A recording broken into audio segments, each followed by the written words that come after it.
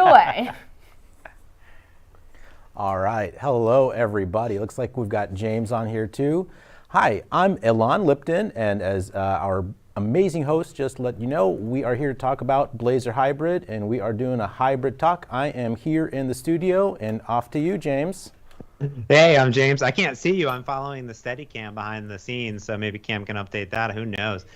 But it's kind of cool because I'm watching behind the scenes. It is really amazing what's happening. But yeah, this is literally a hybrid talk about hybrid development. And Alon, you came up with the most generic title ever, which is Create Native Desktop and Mobile Apps Using Web Skills and Blazor Hybrid. Is that what we're talking about today? I feel like when we rehearsed this, that is not what we're going to talk about. I think we changed it up a little bit. The real name we kind of might want to give this talk is, maybe we'll switch it to Slay the Competition. No, kill the competition by slaying them with Blazor Hybrid Apps. Is that a little bit too extreme, James? Are we going to get in trouble for that? Should we quickly change the title to something else?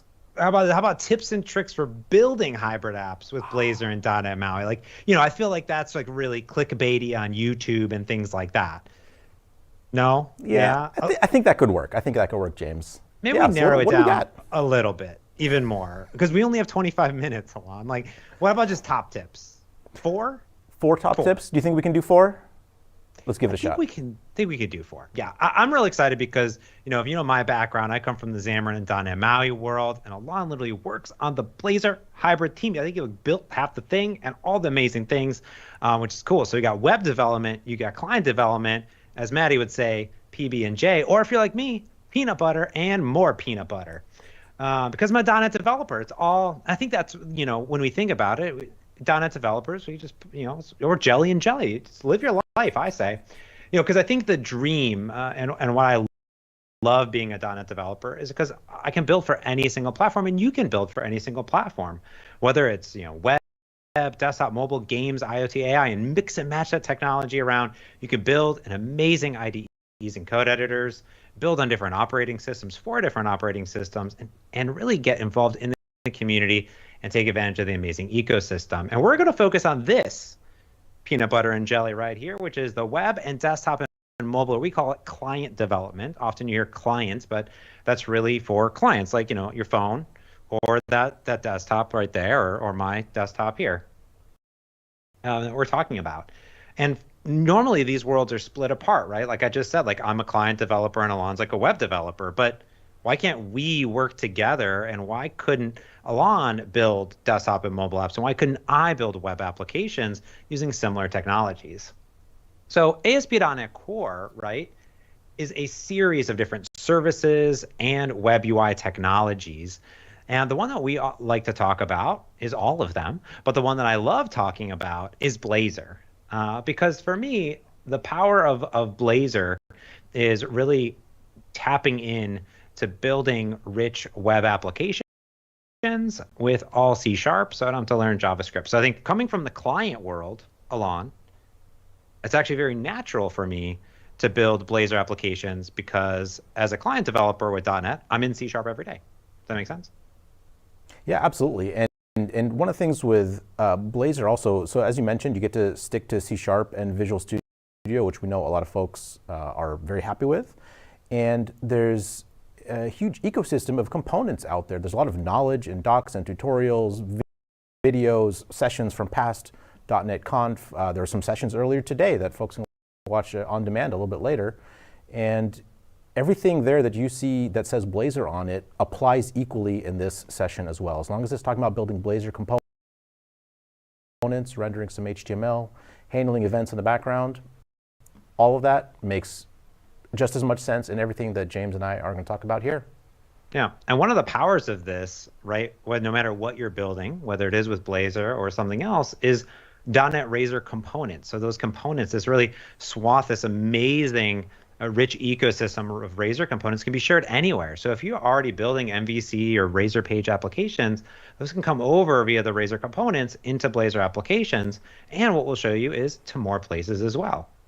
And like I said, Blazor is a full stack web app platform for .NET. So you can build and deploy on the server with Blazor Server or directly in the browser with Blazor WebAssembly. And we're going to talk about the third option for Blazor that doesn't require the server, and it doesn't require WebAssembly at all, which is Blazor Hybrid. Blazor Hybrid, I wouldn't actually call it like really a third mode of Blazor. I think when you and I talk about it, Alon, it's really like bringing the ability to leverage Razor components and Blazor technology in other development frameworks, such as WPF, WinForms, and .NET MAUI. So anything that we talk about today, well, we'll focus on .NET MAUI, also applies to WPF and WinForms. So that's how we sort of like to look at it there. Now, if you haven't been watching the last 90 minutes or the keynote, you may not be like, what is .NET MAUI? Well, it's a multi-platform app UI. It's the evolution of Xamarin and Xamarin Forms, and it gives you as a developer a unified platform to build native client applications for Windows, Mac, iOS, and Android from Visual Studio with .NET. So what this gives you at the end of the day between Blazor and ASP.NET Core is the full reach, right? As a developer, when you think of the web, you can go absolutely anywhere, whether it's websites running in the browser on the server or progressive web apps. You can get that depth to deploy and integrate deeply into the native operating systems. So no matter what you want to do on iOS or Android or Windows or Mac, you have access to those APIs, get tap into those native frameworks that are oh so important. And then, of course, live in between and build these hybrid applications so you can truly deploy anywhere. And that's really one of the goals here. So no matter what you're looking to build, you can reuse and leverage that technology across the web and desktop and more based on what you need to build. I think that's what is important. So we talked about 4 tips and tricks, right? Going beyond file new. How do you feel about that, Alon? Yeah, let's do it. Let's jump right on. We got, let's see, are we doing a demo right now? Got 3 topics. These are our 3 topics. That's right. 4 tips, 3 topics. We're going to talk about sharing state because, I think once you get after file new, there's videos that we've done in the past, Dan Roth's done in the past. You think about, well, how do you share state? Also sharing code and components effectively, and then also doing navigation and considerations you want to take there. So really, we're considering this the 2 to 300 level Blazor hybrid talk, I would say, in general, because, these are things you're going to run into in the first few weeks. So how about you just start us off with, Alon, head over to your machine, and let's talk about sharing state between our Blazor apps and our .NET MAUI apps. All right, thank you, James. All right, so here I've got Visual Studio 2022. Did a fresh install just a few days ago to get ready for this. And everything we're going to show today applies kind of broadly in almost any Blazor scenario and is going to take advantage of a lot of things you might already know about Blazor and how to build Blazor applications. But in this world of hybrid applications, we're integrating all of Blazor into a .NET MAUI application. First thing I'll show you is this application we're going to work with. We love showing file new. This is just a little bit beyond that, but I'm going to show how to do this more deep integration between the Blazor hybrid part of the application and the rest of the .NET MAUI app. Now, if you've used Blazor or .NET MAUI before, you've probably seen a template that looks like this. It's a simple application with a few tabs. All I did here is I added this counter at the top here where it says count 0 and a click button. Guess what? You click the button, the count goes up. However, if I go to the Blazor part of the application, which is this lower portion of the application, you see the counter starts at 0, and I can click that. Well, why are there 2 different counters? They're not sharing state. So we're going to solve that by writing not too much code to wire those up together. So let's jump into that. The first thing you want to do when you want to share state is have some kind of object that contains all of your state. Now, I sneakily added this file while no one was looking, and I created a class called mySharedState that has just 3 APIs on it. It's got the current count. That's the actual state we're going to use. It's got a method to increment the count by 1. And every time I increment the count, I'm also going to invoke an event handler. So any other component in the application that wants to be notified that the count has changed can hook up this event and do whatever they need to do to update that part of the application to reflect that new state. All right, well, I've got this class, but nobody's using this class yet. So the first thing we need to do is we go to this file called MAUI program.cs that every MAUI application has. And in here, you set up all the common things that your application will be using. The way we share the state is primarily based around dependency injection. And we do that by registering, in this case, a singleton class of that mySharedState. And what this means is that the first time a part of the application needs to use a mySharedState object, one will be created. And from that point on, anytime part of the application needs access to one of these, because it's a singleton, they'll get exactly that same instance. All right, now we've made that available to the entire application. Let's start using it. Now, we have the native UI part of the application, which in this application is defined in XAML. So that's over here. We've got, this is the label with account. That's the button that you can click. And below that is the Blazor web view for the lower portion of the application that we saw. And here in the code, we need to start using that shared state. So the way you generally use dependency injection in these types of applications is through constructor injection. Now, one thing here is that this particular class is not created by the dependency injection container. But this class over here, app.xaml, is. So we see here now there's an error in the constructor for main page because I'm not passing in a required parameter. So let's fix that. So now I'll pass that in. This parameter value is provided by that dependency injection container that was set up in Maui program. We here registered something for the mySharedState type that is automatically available with no extra work on your part. The app developer is available here. We pass that into main page, and when we go to the main page, it is available here, but we're not actually using it yet. Now, we saw that on the mySharedState, there is a count available. So let's, first of all, store this on some field in the class. Let's move this up just a little bit so we have access to it a little bit earlier. And now everywhere in this class where we need to use the shared state, we're just going to use that field. So instead of maintaining our own count, which I have here in this field, I'm going to use that shared state. So here where we're updating the label text to say what the current count is, we're going to just use that current count. And when the button is clicked, I'm going to call that method that was called increment count. Now when I run this application, or close the file by accident, which is just fine, we should see essentially nothing changed because instead of manually maintaining the count inside this upper portion of the application, I'm just doing it using the shared state class, but I'm not actually sharing any state yet. So let's fix that. So the other part of the application is written using these Razor components. So here we have a counter.razor file, and this is one of the files that comes in the default template. And we're going to do a very similar thing to what we did in the XAML side of things, and here we're going to do it in the Razor side of things. Well, because we're sharing state, I don't need to maintain my own count, so let's delete that. I don't need to increment the count here. But how do I get access to that? Well, we use that same dependency injection container, and here Razor has this built-in feature called @inject, where you can inject one of those types that were registered, for example, this singleton, mySharedState, and just automatically get it injected here. So instead of using this current count field, which I just deleted, doesn't exist, we're going to get the value from mySharedState.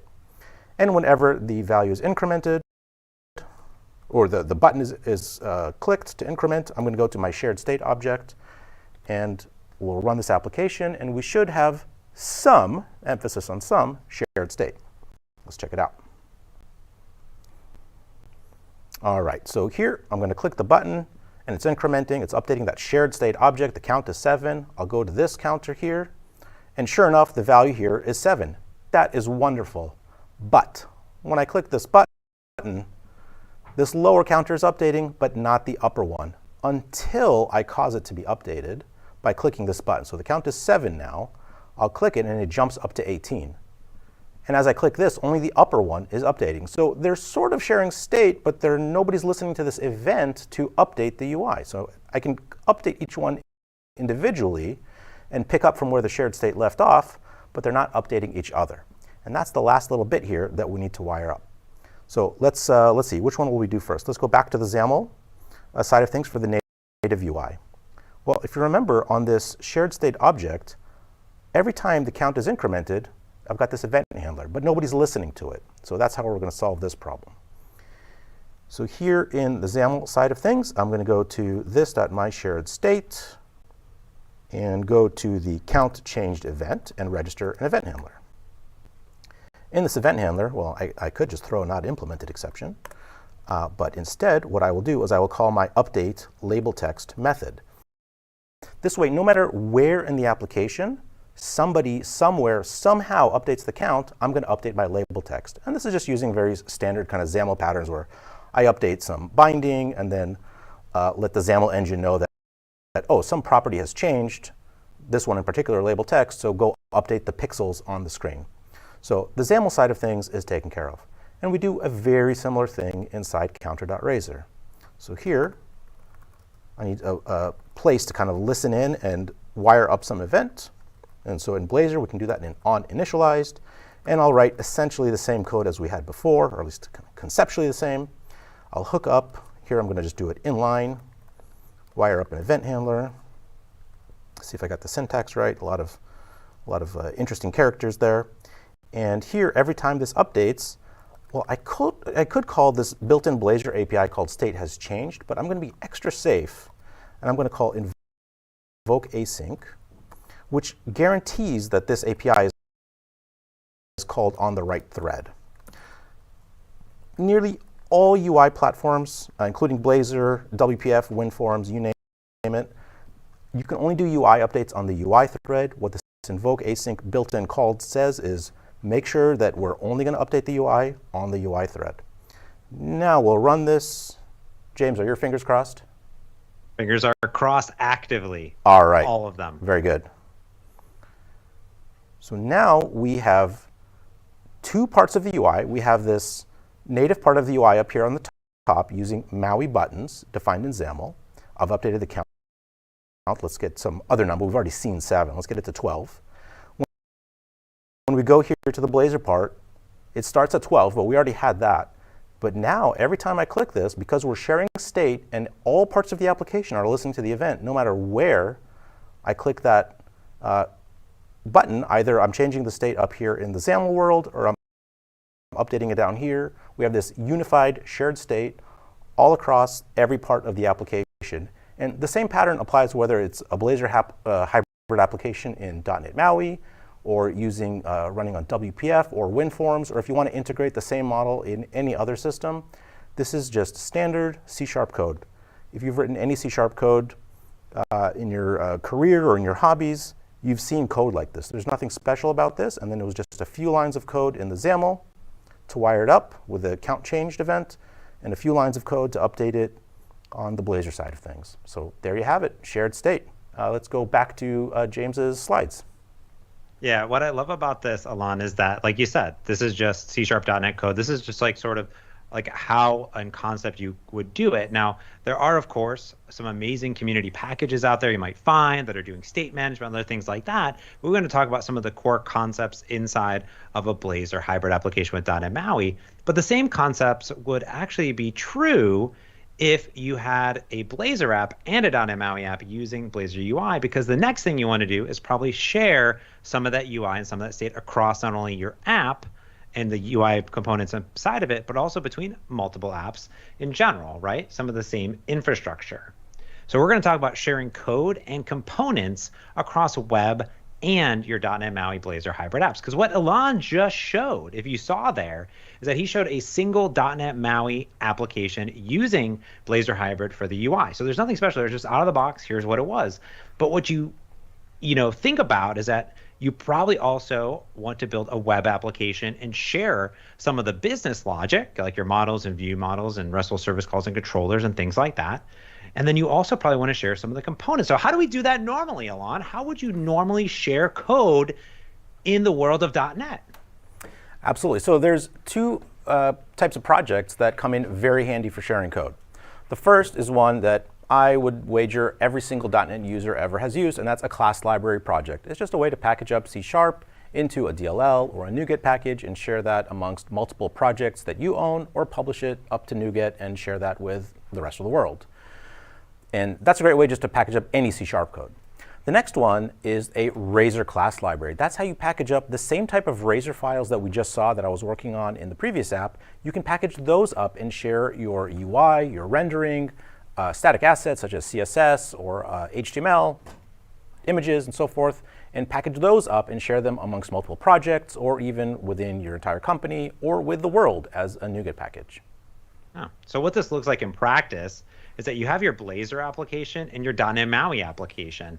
And what's going to be shared across them are those class libraries, all the same code, and then your Razor class libraries as well, as many as you want. And now those also could just be NuGet packages, like Alon said, right? That could be there.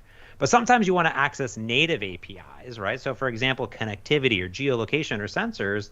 And how are you going to do that in a Blazor app and a .NET MAUI app? Well, we're going to show you, because we're going to leverage another class library that will have our interfaces. And then the beautiful part about these frameworks is that you have access to the implementation details for Blazor and also for .NET MAUI, and some simple helpers that will even take you further. So Alon, let's go back to your machine and let's talk about how to do that effectively inside of Blazor and .NET MAUI with Blazor Hybrid.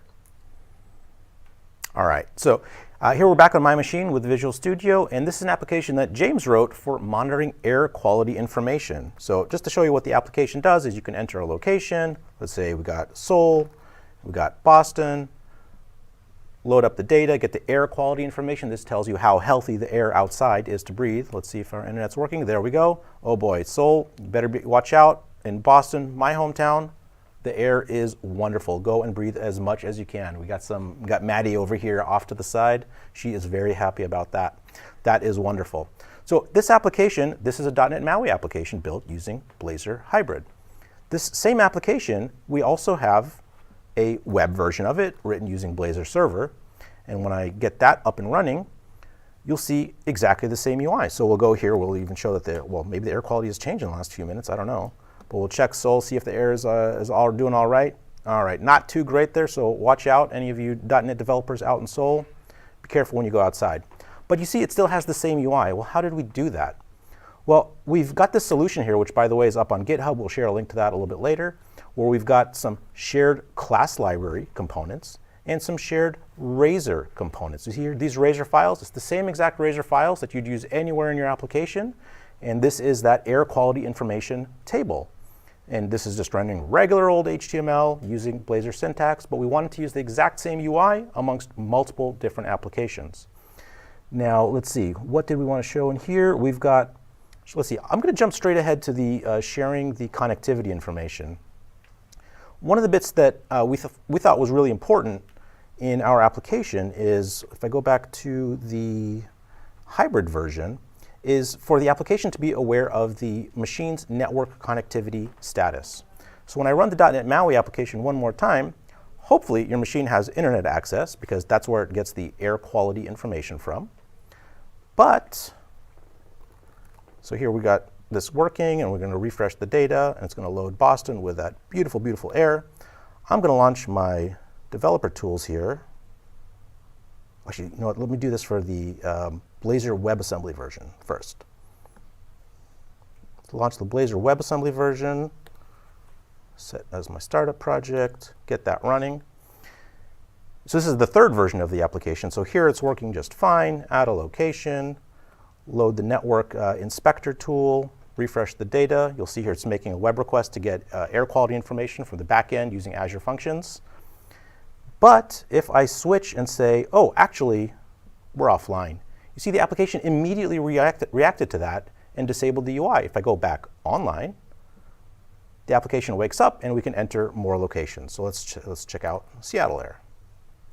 And this will continue working as before. Well, depending on whether we're running in .NET MAUI, for example, I have the same application here running in Android. If I go to airplane mode, the same behavior will happen. But the way you detect network connectivity on Android is different from Windows, is different from a Blazor server app, is different from a Blazor WebAssembly app. Well, fortunately, C# to the rescue. We've defined this air quality connectivity interface that has two APIs on it.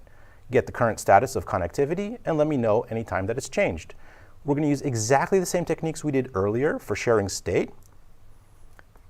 And that's done through dependency injection. So if we go again to that same MAUI program.cs file that we saw in the other project, we register these interfaces. And in the MAUI world, we can use MAUI Essentials, which is a cross-platform library for implementing lots of common functionality amongst different systems, such as detecting network status or doing file pickers and things like that. And even in the Blazor WebAssembly version down here, we've implemented that using JavaScript interop. So this is implementing that same interface, but in this case, because we're running in a browser, I can talk to the JavaScript system and say, hey, browser, what's the network status? And I think with that, let's go back to you, James. Absolutely. So I think what's really cool here when you dive through the demo is seeing how we use our own interfaces to use the native functionality in both the browser and in .NET MAUI. In the case of .NET MAUI, that API was already extracted for us. Now, if you want to, you could actually add use MAUI essentials into any .NET 6 or .NET 7 project, and that will actually bring in the interfaces for you if you don't want to create your own. However, one thing to note is that those might not be the interfaces that you want, right? Because there are interfaces here that only have, async or non-async methods. So we recommend here creating your own interfaces, but then of course, using the implementations as you need. All right, last thing in our last few minutes here is effective navigation. How do you navigate between the different types of applications, and what's the best way of doing it? Well, let's take a look here. So I'm here and I have that same exact application for Windows, Android, and over here for web. And what we've done is we've set it up so if we can navigate, I can click on this specific item. So here we can see that I can click around. Now we're going to immediately note that we have a few issues. Like one, on the web, this seems to work pretty great because I can tap on it and hit the back button. Over here, it says Air Quality Seattle, but I have no back button over here. And over here on Android, I have no back button, but I have a physical back button. So I'm getting a lot of different functionality. And this is because I'm inside of my Blazor application and my Blazor web view, and I'm navigating from component to component. That makes sense in the web, where I can go into this project here, and I can look in our pages in our index, and we can see that I'm using the nav manager here to actually navigate across. If we look at the shared component in our table, what we're doing is we're saying if there is a delegate, go ahead and navigate across, passing the location across. Well, I could use that same exact functionality, or I could just navigate across inside of my Blazor hybrid application with .NET MAUI and use that same exact code. Navigate over here to here. This is the nav manager that you know and love. And over here, we can see that I'm using the router and I'm telling it to scan my assembly and also the shared component assembly. But is that the functionality we want? We want to create the best native experience. So what we're actually able to do is leverage either traditional .NET MAUI navigation or our app shell, which does a lot of great parameter routing for us. What I did is I created my own details page, which is a XAML page, but it has one Blazor web view with that location details component. So I'm going to wrap that component in a native page to get native navigation. Now to do that, all I need to do is come back into my main index over here, and we're going to go ahead and comment back out this code here, which is to use the shell navigation. So shell current go to async and pass in the location here via URL routing. Just like the web has URL routing, so does .NET MAUI. And here what I'll do is I will automatically pipe this query property across the wire into my details page, and then tell my component and the on appearing to use these parameters. So I'm kind of cascading the parameters down from my .NET MAUI page into my component, if that makes sense. I think it does. So what we hope to see here is that I can still navigate across, but get a back button and use the native navigation. So let's close that down and then redeploy it. Now, what I love about this is that you are in control of your type of application. If you want to implement your own backstack and back nav button, and you want to use 100% .NET MAUI, you could totally do that. Or 100% Blazor, I should say. You could totally do that. It's up to you. If you want to use the native navigation like I have here, let's check out Boston again, refresh that data. We can see it's still amazing. I can click on it, and now we can note that I'm not only getting an update in the title, but also getting this nice back button automatically for me. And I get those nice animations, because that is a native Windows application, just like I would get it there. The other thing too is that on your details page, you now have access to do things like set different presentation modes, like animations, modals, different things, so you're in complete control, which I think is absolutely delightful at the end of the day to create those great experiences. All right, let's wrap it up, because with Blazor Hybrid, you can build all sorts of amazing things. You can reuse your UI components. You have the native app shell, access to native APIs. There's no WebAssembly, no server needed for the Blazor web view at all. And you can use it on top of .NET MAUI or WinForms or WPF. We also showed you how to access native APIs and share state when mixing and matching web UI as well, and sharing components everywhere. You can get access to all of this information, all of our demos on both Elan and my GitHub right over there. So take a quick snapshot of the UI there. We have great resources to documentation and more information on .NET MAUI and Blazor. And with that, Elan, we crushed the 30 minutes and we slayed this presentation. All right. Thank you, James. Cool. That was great. And that concludes the end of 2 hours of MAUI. The MAUI Power Hour is over. It's over. It was so great, though. I loved it. And the more I learn about Blazor Hybrid, the more I'm convinced it's absolute magic. It really is. It's so cool. So now we're transitioning into the last pillar of the day, which is developer stories. And we are going to start off by kicking it off, learning about how Stack Overflow uses .NET. Thank you for joining me today at .NET Conf. I'm very happy to be here, and especially to talk about one of my favorite subjects, which is Stack Overflow and how it's made. I'm Roberta Coverde, I'm a Director of Engineering at Stack, and let's get started. So the actual content that I wanted to share with you today is about our migration to .NET 6. And in order to do that, and to start telling you about the challenges that we faced and the improvements that we observed from that migration, I need to first talk about how Stack Overflow is built and what technology we use and what is Stack Overflow really. So let me get started by sharing some numbers about Stack Overflow, the product. First of all, I hope if you who are listening to me right now are a developer, that you actually already know Stack Overflow and that you use it on your day-to-day life. But perhaps you do not know that Stack Overflow was launched in 2008, so it's been almost 15 years since we have been live. And those of us who used to be developers before that, I imagine remember very well how hard it was to find solutions to our problems. Currently, Stack Overflow has 23 million questions, give or take, 34 million answers to programming questions, and 19 million registered users. We also get around 60 million unique users per month. So that's 60 million developers or people who just want to learn how to program and solve their problems who visit our sites every single month. But Stack Overflow is actually just one of over 180 Q&A sites that we host. And it's important to say this because all of those sites, including Stack Overflow, are actually powered by the very same application. Stack Overflow is a multi-tenant application that hosts over 180 Q&A sites. And these are some numbers from very fresh numbers, by the way, from October 24th that I collected to show you what that means in terms of how does that get to our application and our infrastructure. So we got on that day around 226 million requests to our load balances. Out of those, 85 million-ish were page views. And we sent over 4 terabytes of data across those requests. And we ran 700 million SQL queries from HTTP requests alone. In fact, we actually ran over 1 billion SQL queries that day, including all of our servers. We also had almost 300 million Redis hits. Redis is one of the infrastructure pieces that we use for caching.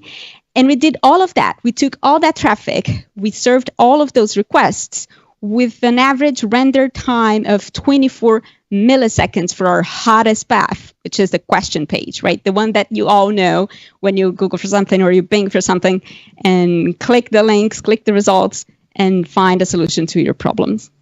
So I added some charts here that show you how much CPU we have to use for serving that amount of traffic. And it's usually around between 5 and 10%, as you can see. So we have space to support way more traffic than we already do in terms of CPU. And as you can tell, we serve around 600 requests per second per server. And when I say per server, this matters because this is how many servers we use. So Stack Overflow is a multi-tenant application, like I mentioned. It's also running on-prem on our own data center. And we do that using only 9 web servers. So in this case, those numbers are a little bit outdated, but we had 300 requests per second per server. And remember, we are running between 5 and 10% of CPU usage, which means there's a lot of room to improve.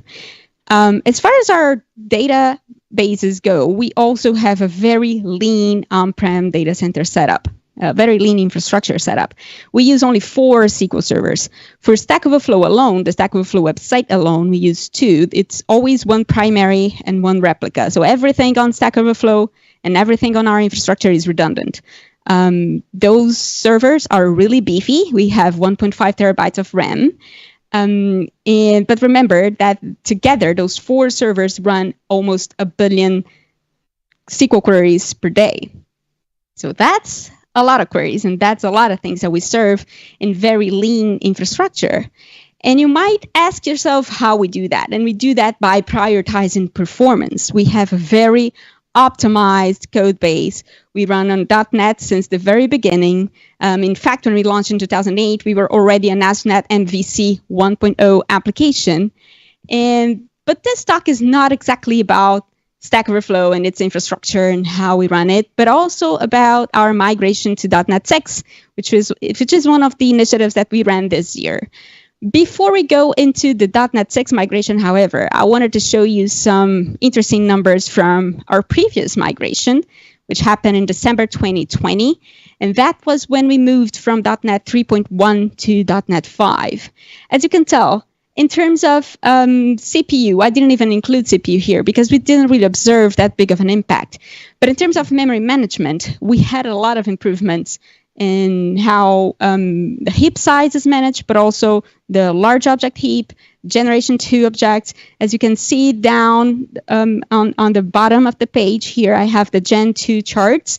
We observed a much better usage and much more efficient usage of memory just by upgrading from .NET 3.1 to .NET 5. We did not add more memory to those servers. We did not add more CPU. We did not change the servers. We just upgraded the version of .NET that we were using, and that alone helped improve our performance. And keep in mind, performance is very important for us. If we want to keep running that much traffic in such a lean infrastructure as the one that we currently have today, it is essential that we have performance as top of our minds every time that we are building or improving something in our applications. All right. Now let's fast forward from December 2020 and go to May 2022, when, fun fact, .NET 5 was about to get to end of life, and we always want to be running on LTS. And that's when we started working on migrating to .NET 6. But first, we had to migrate Entity Framework. We use Entity Framework in very specific parts of our code base for connecting with the database and running queries. And we were still using Entity Framework 2.2 before May 2022, before May this year, which is a very old version of Entity Framework. So we knew that in order to migrate to .NET 6, we would have to upgrade our version of Entity Framework first, which we did very easily. So the total number of line changes, if you're curious, was around 140 to the entire code base of Stack Overflow. Another thing that's important to mention here, Stack Overflow is not only multi-tenant and on-prem, it's also a monolithic application. So all those changes and all that traffic that you saw is hitting a single app pull on IIS, and we can deploy it uniquely on those 9 web servers with a load balancer. But that's why we only had to update one application when we migrated from Entity Framework 2.2 to Entity Framework 5. The changes that we had to make were very punctual and very simple, actually. Change some methods, names that got changed over time, like from SQL to from SQL raw, some EF3 breaking changes that we had to adapt to. But actually, as we did not expect to have any performance impact of that migration. And that's because our code base is already highly optimized, as you could tell when I showed that we are only using 5% CPU and very efficient memory management as well. Once we had migrated to Entity Framework 5, which is supported on .NET 6, then we could start planning for our migration to .NET 6 itself from .NET 5. And a very important part of that migration was testing. We don't want to roll out such an impactful change to production without ensuring that it is working, that we haven't inadvertently broken anything. So we actually have around 15,000 automated tests that we run periodically, either periodically, nightly, or on every single deployment at Stack Overflow. And what we did was we created a new branch with all the changes for .NET 6. We published that branch with what we call a PR environment, which is something that allows us to test any changes before merging them to the main branch. And then we ran our test suite on top of that branch. So we were able to validate that all tests were passing before we merged the .NET 6 migration back to the main branch. Of course, that didn't happen as smoothly as it sounds. Some tests broke and we had to figure out what was going on, but it wasn't that hard and it wasn't that tricky at all. In the end, in May 12th, that's when we finally merged the .NET 6 upgrade. Once we could see that all the tests were executing and running successfully. Deployment was also interesting. So I added some numbers here regarding what it took to make that migration, right? The diff on Git of the number of line changes that we had to make was about adding 300 lines of code, removing 200. So as you can tell, it's a very small diff, meaning that migration was very smooth as well. But we didn't want to deploy that change across all of our 9 web servers at once. So we did what we always do when we do some big migrations such as this. We deploy the changes to a single web server and we observe what happens, right? So we let it run for a day or two. We have some scheduled tasks and background tasks that only run at night. So we wanted to see if they would also run correctly and if we would have no issues. And once we were confident that those changes were working for everybody, then we could roll it out to all of our remaining 8 web servers. Now, let's see some numbers of what happened after we migrated to .NET 6. We saw a small improvement in heap size for sure. It was around between 5 and 10 gigabytes typically, and it dropped a little bit to under 5 gigabytes right after we migrated. Other than that, another noticeable change was the way that the threads and thread pools were behaving. And that's not surprising at all, because we know that one of the biggest areas of improvement on .NET 6 is around how thread pools work and how threads are managed by thread pools. So even though that didn't really mean that we had any performance direct impacts, it was also interesting to notice that some of the things that Microsoft had been advertising as, look, we changed a lot of things around thread pools, we could actually see that happen and how that changed the pattern of how threads are used in our application, in our monitoring tools. There are a lot of things that we can still do that we haven't yet that .NET 6 enables, like dynamic PGO. This is something that we can try out and see if it brings us any performance improvements, but we haven't yet. And if you want to see more details about how rolling out .NET 6 went, the kind of problems we faced, the specific breaking changes that we encountered, you can read a blog post by Wouter de Koord on his blog, which has the complete path from the entity framework upgrades all the way to the .NET 6 migration. Now, that's a short summary of what I wanted to share with you about the .NET 6 migration, but I know that John Galloway has some questions for me as well, and I'm happy to answer them. John? Wow, that was incredible. That's really exciting. As I like that you called out the path as a developer before and after Stack Overflow and how it's changed my life as a developer. It's great to think about that. Gosh, okay, so one question I'm going to throw at you is, you talked about moving to .NET 6, and part of the deal with .NET Conf is we're announcing .NET 7, and so it kind of never ends. It's a continual thing. What's your overall strategy? How do you think about migrating between versions, and how do you build applications that are not hard to migrate between versions? Well, the strategy that we usually have is, of course, we always want to be on LTS. We always want to be on a supported version of our vendors, and .NET is one of those. So the .NET 7 migration is actually already planned. We're waiting for it to come, and usually we always do the same path, right? We create a PR somewhere with the proposed changes, and we test them, and we see what breaks, and also we try to canary them on one of our servers to see if we see any improvements or any concerns. That's exactly how we did all of our migrations so far, and there were many of them. Like I said, we started with ASP.NET 1.0, we've been through .NET Framework, we've been through .NET Core 2.0, 3.1, 5, now 6, and as I said, we're already planning for 7. What is really impressive to observe is how much progress we can see from each of those migrations, not necessarily in terms of performance, but just the amount of things that become available to us, right? We know that Microsoft has been putting so much work into making their libraries and frameworks faster and more optimized, and that's exactly the kind of thing that we love, because it also helps us replace a lot of the things that we had built in-house, and we can now just use the new versions of the framework for it. A great example is Entity Framework. We built Dapper back in the day, a micro ORM, because we wanted to have more performance in how we connected to the database, hydrated objects, all of that. Entity Framework has evolved so much that we could start considering now replacing a lot of parts of our code base that are using Dapper with it, just because the performance is already very, very good and acceptable for us. So that's great.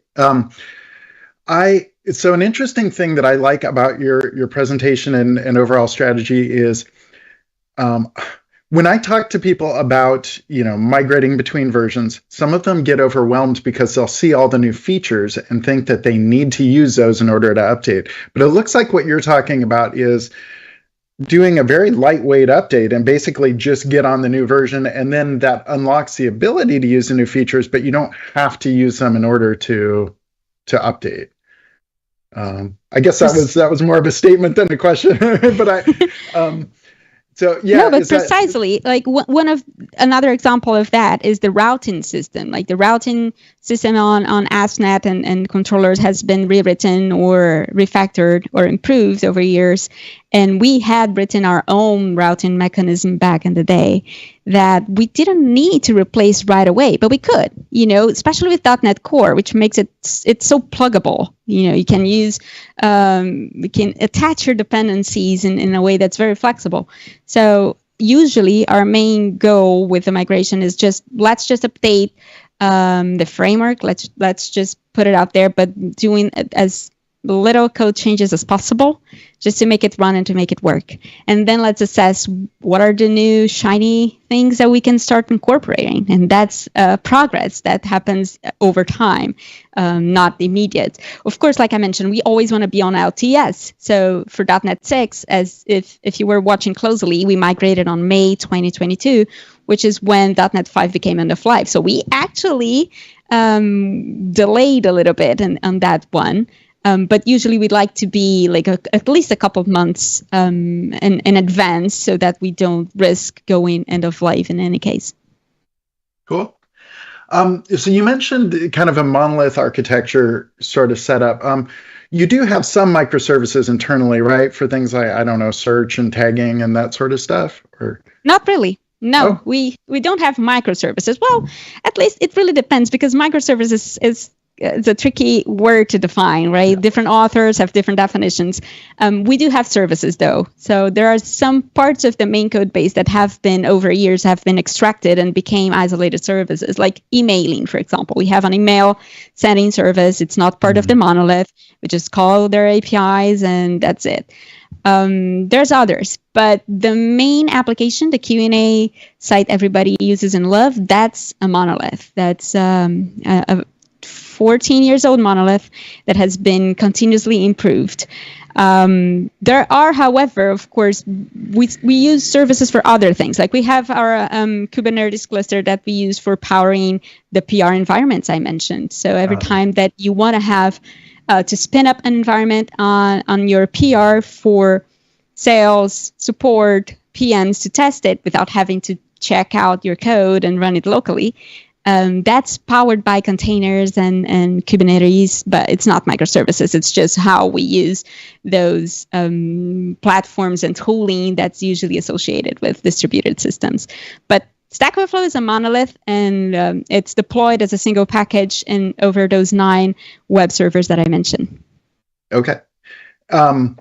So you mentioned using the kind of, like Kubernetes or whatever for internal services, right? And I noticed that a lot of, large companies will keep what works, keep the existing code base that's stable, but then use kind of the hot, shiny, interesting things for more internal, or, you know what I mean, behind the scenes. Do you have some things that you do? Like, for instance, I talk to some companies that use like Blazor for line of business things, or, that sort of, is that something that you do as well at Stack?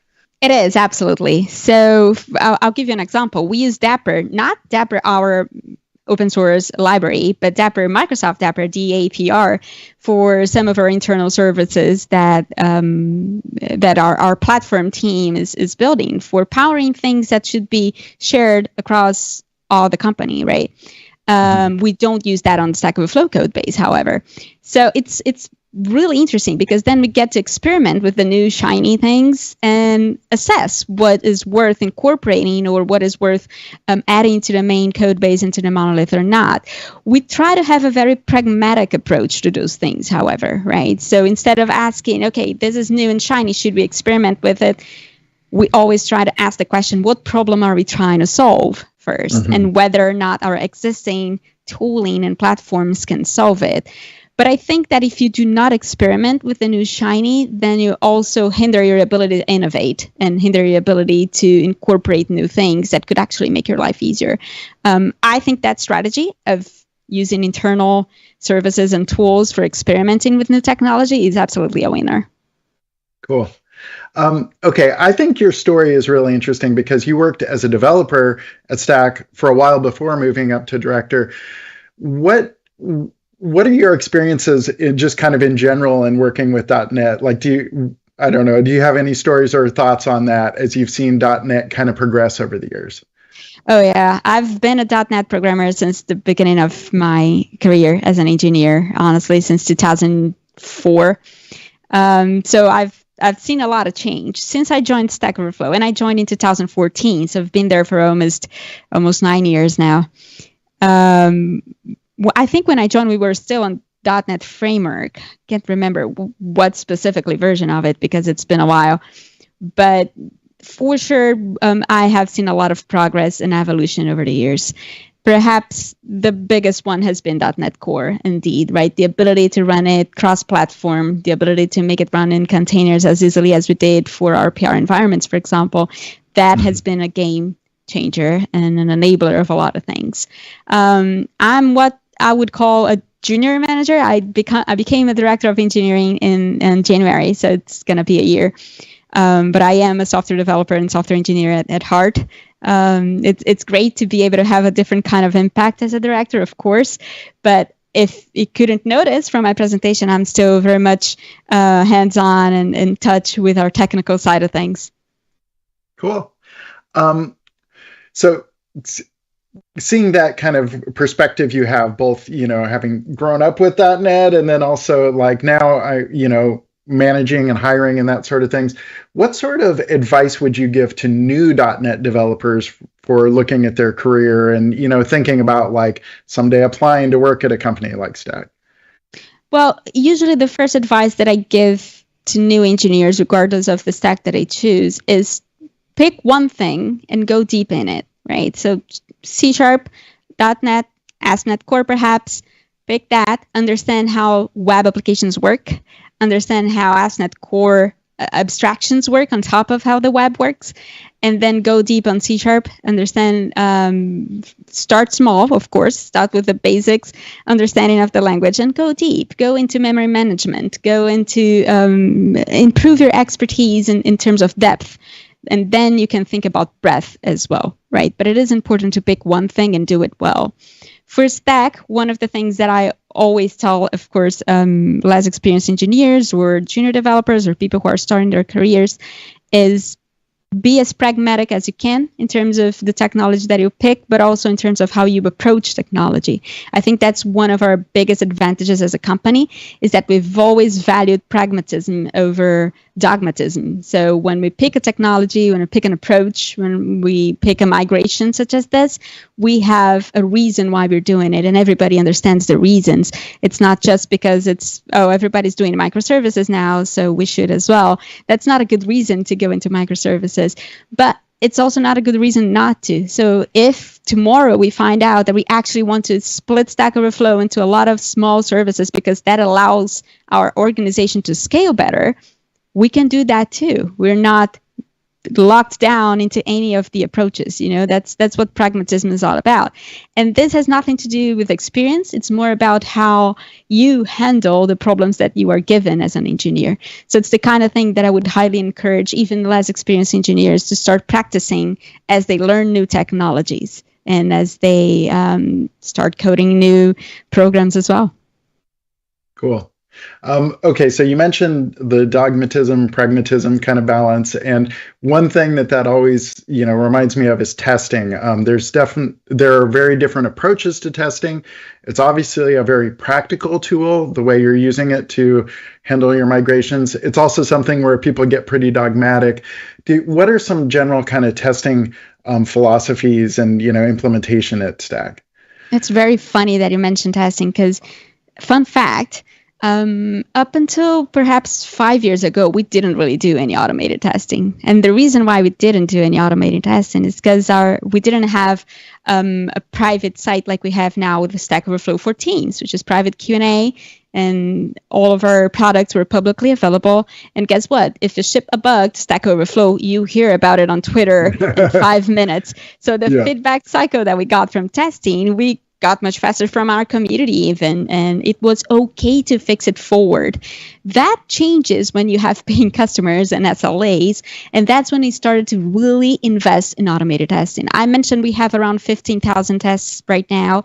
The vast majority of those tests are actually integration tests, which mean they run deeply on the cores of our code base, and they actually test our queries. They actually test our interaction with our infrastructure and systems and dependencies, but they're also slow. So we need to balance running them all the time versus how much time does it take for them to run, which is something that we're still working on, right? Finding the right balance for it. But as somebody who has had bugs caught by tests and preventing outages in the past, I am a strong believer that they make our lives better.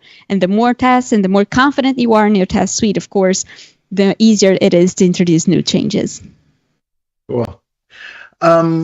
So one fascinating thing for me, you talked about the huge numbers of questions and all the interactions and stuff, and that's a huge amount of data. So you're running on just a few, so you've got SQL Server and you've got Redis, and I'm thinking there's got to be some kind of fascinating like data structure and data management challenges you've got there, right? In terms of availability versus managing all this historical data going back for 15 years and all that. So I don't know, how do you think more about like data and the data management stuff? That's a really nice question. Yes, so our Stack Overflow database, which by the way is public, you can download. We publish data dumps every 6 months. If you have 4.5 terabytes of data available somewhere, you can download the entire Stack Overflow database. And notice that I mentioned 4.5 terabytes of data, and our SQL Server has 1.5 terabytes of RAM, meaning a third of our data can actually be found in memory.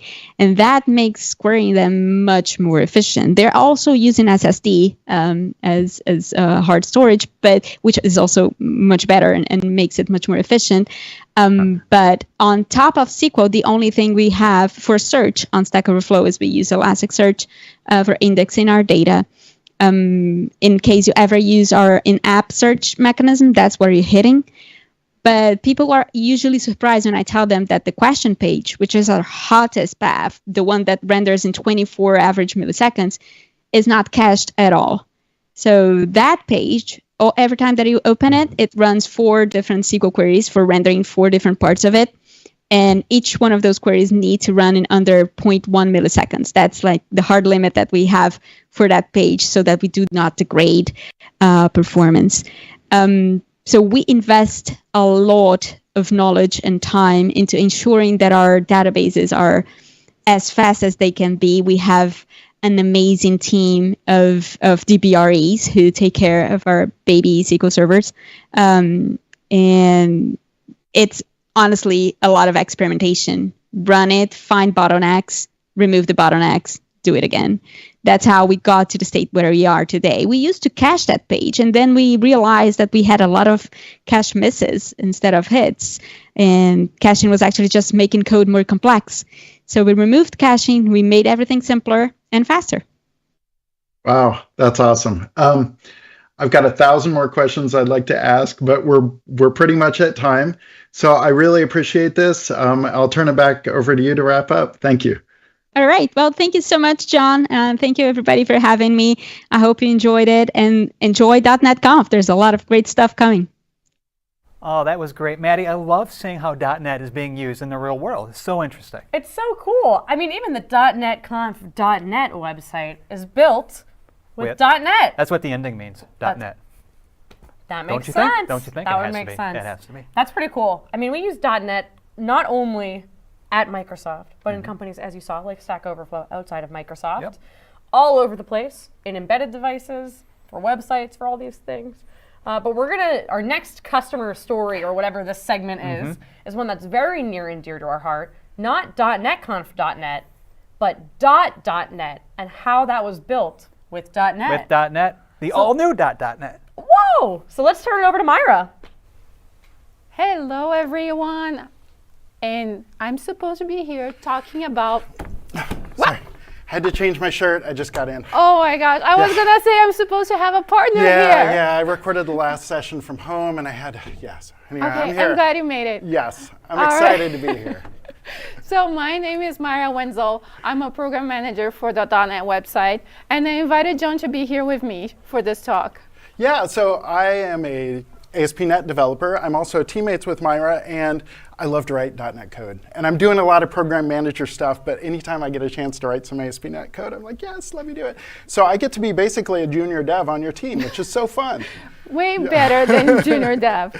And it's great to have your contributions because we are a tiny, mighty team. So it's incredible. Like a lot of teams at Microsoft, I mean, the team, you have such a tiny team and you run this huge website, you know, that a lot of people depend on. So it's, yeah. But today, so we'll break the talk in two parts. So one, we're gonna go over the architecture using .NET and Azure to build the .NET website and talk a little bit about the DevOps. And then later, we're gonna talk about the features, how we build some of the cool features and what technology is behind that. Mm-hmm. And I think some of what we're hoping to do is, like, number one, we want to show you we're using the same stuff we tell you to use, you know, exactly. and also we're showing, hey, we're running a big website. Here's some things we figured out, sometimes the hard way, of how to actually run a site at scale with a small team. Yeah. And so .net.microsoft.com, or like how we dearly call .net, our main goal is to first drive downloads. That's where you find our product downloads.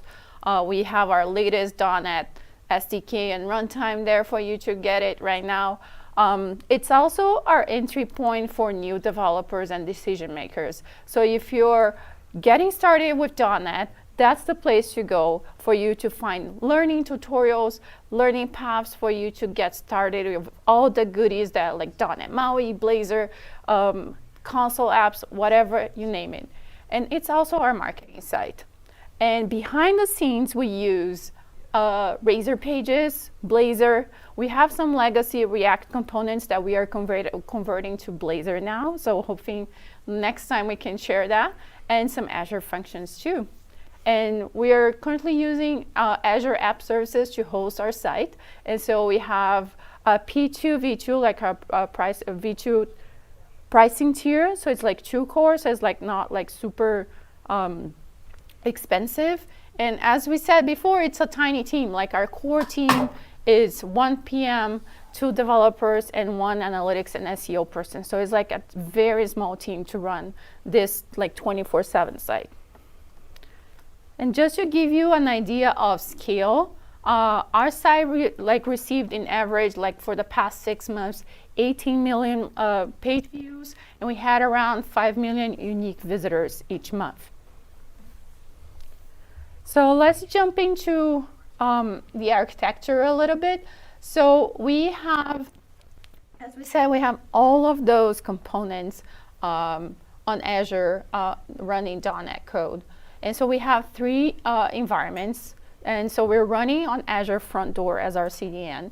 And so we have 3 environments. We have the dev environment, staging, and production.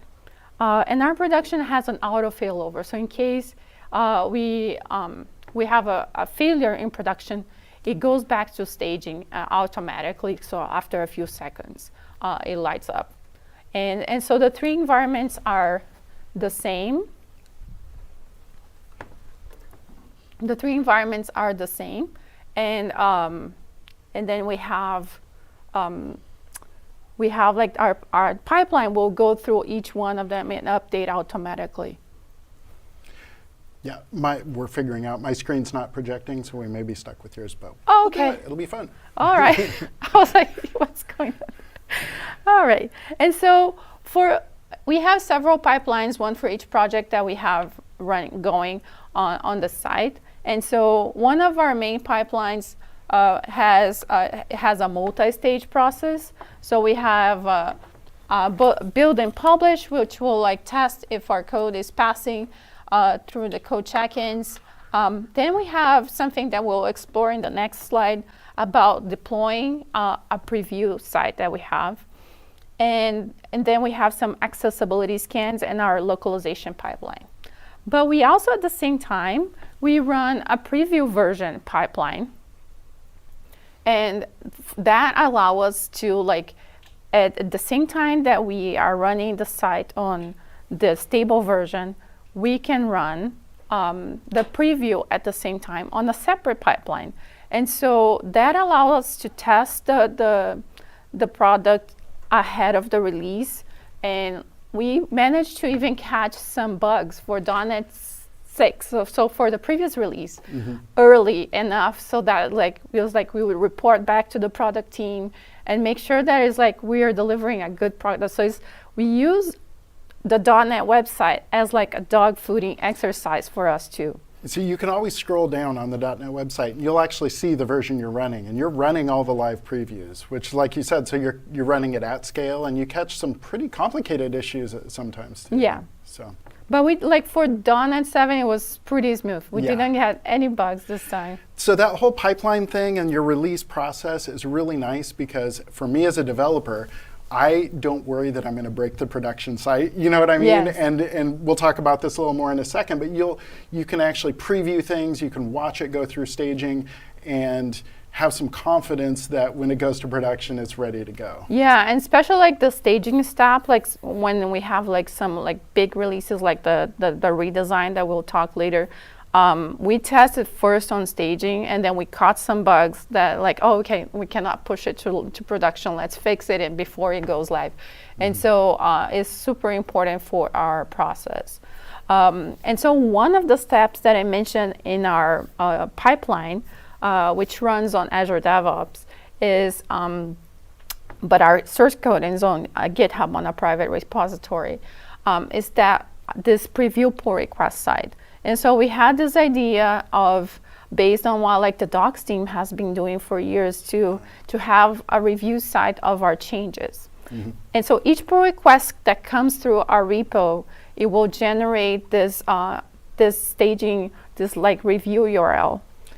I love this so much. So, I do too. As a developer, it makes me so happy because I can go in, I can make a tweak, and I can see it live. I can share it with you. I can update like on the pull request, we can comment on it and say, I don't like the look of this, or it's distracting, or whatever.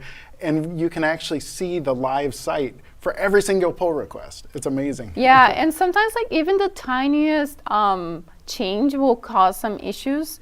And so what we would always have to do is like, before we had this feature, we'd have to download the local branch into our machine, test it out. Okay, it looks good. So this like for quick changes, we don't have to do it anymore. So it's great.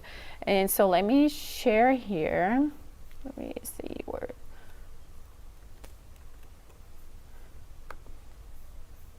Let's see.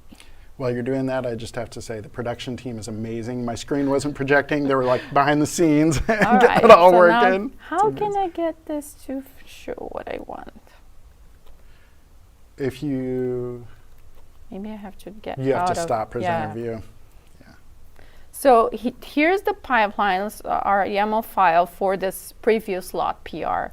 And so we use like environment variables to like access like the principal name and all of the like those. It logs into Azure, gets like the changes from the pull request and creates. So app services with the pricing tier that we are at gives us like 20 slots for us to work through. So we use those 20 slots to test it out whenever we have a new PR. And so it deploys that build that we just did on the previous step of the pipeline to that deployment slot, and then pastes a comment with the URL on the PR. So you're almost kind of getting that for free. Like the level of Azure subscription you have includes these staging slots, so why not use them? Exactly. So, yeah. And then we have, when the PR is done and it closes, then we have a GitHub action that cleans up that resource after we're done with it. To keep that pool fresh. Yeah. And so that's the GitHub action that we use. So it's a similar process for that. All right, let's go back to here. Oh no, now we're going to talk about a bug. Is it your bug? It is my bug. Well, it's one of, so this has a bunch of bugs, and this is one of them is mine. Yeah, so one thing cool about being hosted on Azure is that we get Azure App Insights, and we use it a ton to improve the quality of our site.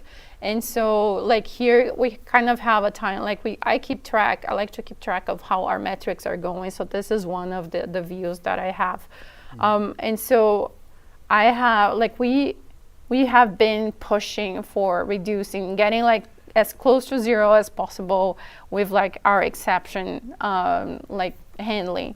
And so a year ago or so, we had like 6,000 exceptions, and we've been improving and looking at App Insights to like see what's going on with the code. So we're gonna look at one that I filed for you, John. So this one is one that came from, we use a lot of different services, and we also build a lot of like JSON files behind the scenes. So when you access a page, it's able to very quickly just render something. It's not calling out to services on the fly. We have a community page, we'll look at it a little more in a second, where it lists some upcoming events and things. And there's a JSON file. And the JSON file actually should be a local file that it's requesting. It should actually technically never fail. So when I wrote the code, I mean, in my brain, I thought this will always be there. But this exception, and like it clearly proves me wrong, what I liked about this was having the App Insights issue. It showed me the line of code. It showed me the exact file that it tried to request and was missing.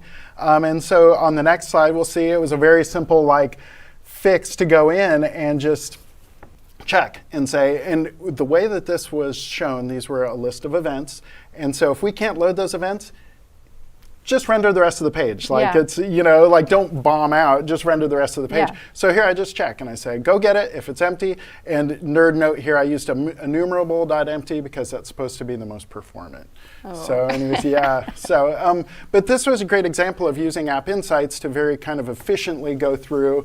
You reported a bug to me, I knew exactly what to fix and how to test it. So. Yeah, and there were other like very cool bugs that we have addressed. Like we had some non-ASCII characters, like people would put in like these URLs, but we have some redirection rules in place, and then it was just like exploding and getting a 500 error, which is really bad. So it's like we've been improving the quality of the site and the experience for all our users. All right, moving on to some of the new additions. Yeah, let's go to my machine. So we're going to talk about some features we've added recently. So this is the .NET Live TV site. You'll notice it's with the updated website. We'll talk about that a little bit more soon, which is really cool. Dark mode. And so this shows all these kind of upcoming and live streams. If you go to this page right now, live.net, you'd see the dotnet conf, because that's what's on. And we wanted to have a kind of the source of truth be YouTube. So we don't want to have to go and update JSON files or do different things in order to keep things. We basically, as soon as this show is scheduled, we want it to be live. We want it to show both upcoming and completed ones. We want to show when there's a show that's live, we want a little flashing thing at the top of the screen.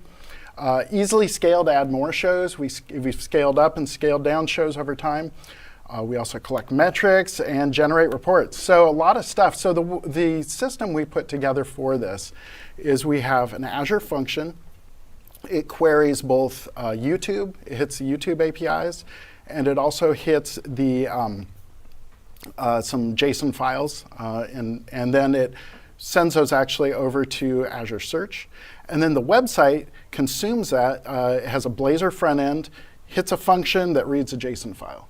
So some nice things about this, we can scale our API calls using Azure Functions. It's very kind of lightweight and compact. We can very easily kind of query what's going on there.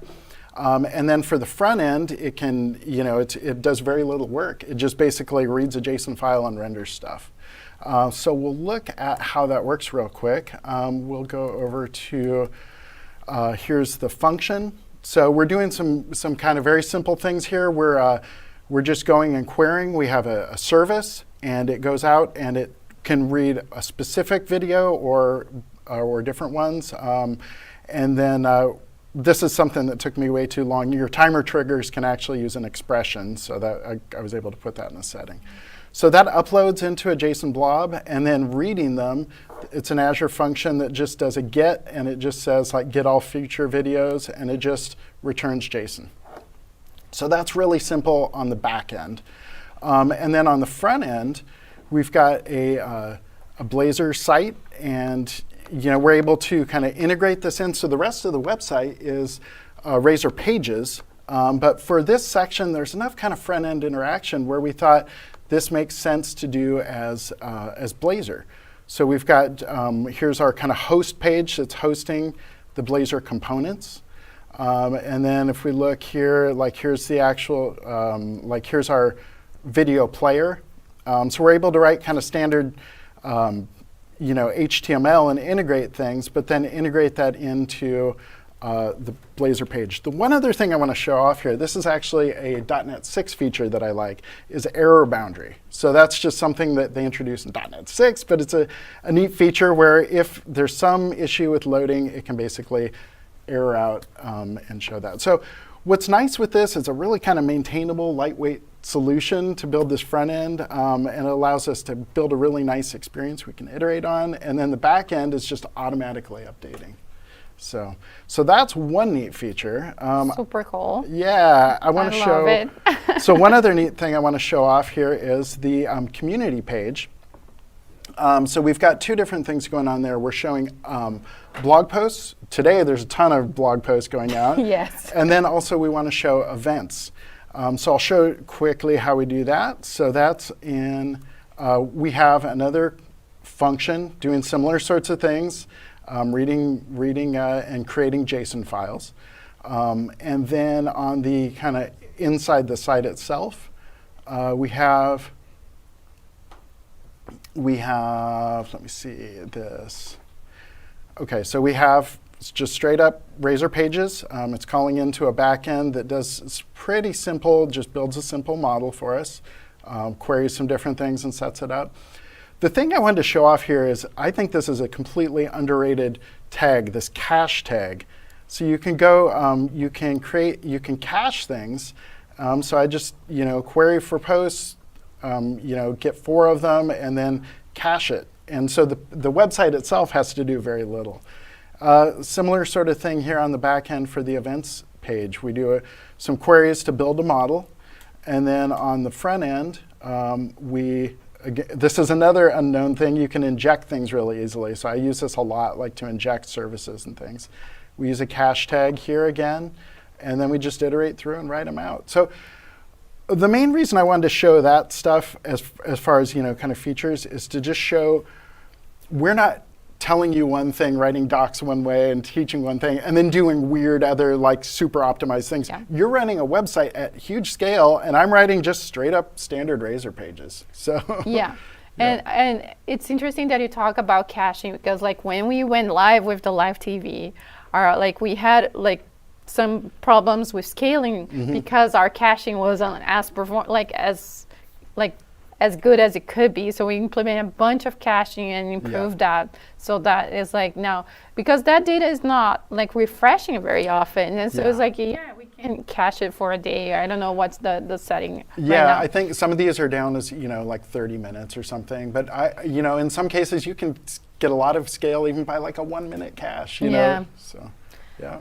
All right, and so now we can switch back to my mic machine. And so we're gonna talk about website localization as well. So that's something that we've started last year. And so we shipped our first 2 other languages beside English. So now we support Japanese and simplified Chinese. And so we decided to use PO files, so portable object files with Orchard Core for our localization project. And so for those not familiar with PO files, they are a pair of ID and translation. And so for the English version, the message string is empty, but then for each language, we get a file that has the pair of English and the translation. So it's so super easy to see the translation and even problems. So typically, in the past for .NET, you'd use the regex files. But some of the advantages that we have using PO files is that they support pluralization that we are not currently using in the .NET website, but that's something that you can take advantage of. They are not compiled, so you don't need any special tooling, and build steps are not required. For our pipeline, we have some because of how our process with the interaction with the localization team works. And then it works well with collaborative online editing tools. So a lot of teams use Crowdin, and I wanted to show here, like code.org and Microsoft MakeCode, they post their PO files on Crowdin. Oh, wow. And then you can go out and help cool. to translate. And so if you have an open source project, you could do that for your project. I like too the way, so the localization system that's built into ASP.NET is extensible. And so there's the in the box regex style, but being able to plug this in, this is just straight up middleware in ASP.NET Core. And I'll show it just in a second. And we use the tool called PO Extractor. So on every PR or part of the pipeline if we forget. And so let me see, where's the, okay, it didn't work, but anyway, I had a screenshot. Let me go back to, so this is, oh, you got to stop presenter mode. Yeah. So this is a screenshot of the PO Extractor tool running, and so we have it takes a few seconds to scan all of our repos and our to get all the localizable strings. So it's super cool and super fast to just get all the changes in and port it. And then I wanted to show. Oh, the website redesign. Yes. So let's go. So you can see all the middleware. Oh, you're still sharing your screen. I know it's tricky. Okay. It always gets me. All right. And so, we are in the process of adding 3 new languages. So hopefully nice. Going live this week or the next. So we're super close. And so you see how easy now that we've implemented the middleware to add new languages. And so you can see here how the PO file looks, and let's go to .NET. While that loads, let's see if it's going to load or not. All right, it's taking a while. So let's skip to our redesign project because we're cutting short now. But yeah, last week on Friday, who launches on a Friday? But well, you do. well, yeah. So we were getting close to .NET 7 launch, we wanted a fresh new look for the site. We wanted something that looked cool and modern. And so we work with our design team at Microsoft to build start building this cool new site where you can see the images are 3D, and we have redesigned some of we have we can see us live here if we play. Yeah. So we started the redesign with a couple of pages, and over time we'll get to the entire site and revisit the journey. But the goal here is to make it easier for you to find what you're looking for here. We started implementing Tailwind CSS as well to experiment with that and see if that will give us more flexibility and maybe some of the cool features that come with that. And so we're really excited about this launch, and it supports dark mode. So that's a win. Yeah.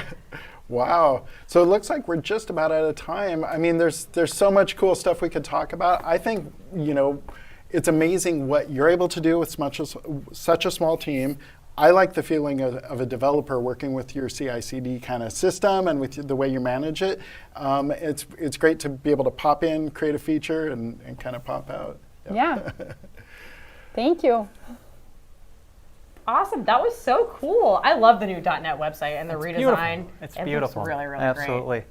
So, Myra and the fastest man in .NET, John, we got a couple questions for you coming from me. So first off, Myra, the localization is incredibly important to speak to people in their local languages. So we're both we're on sibling teams. We're both sides of the same coin.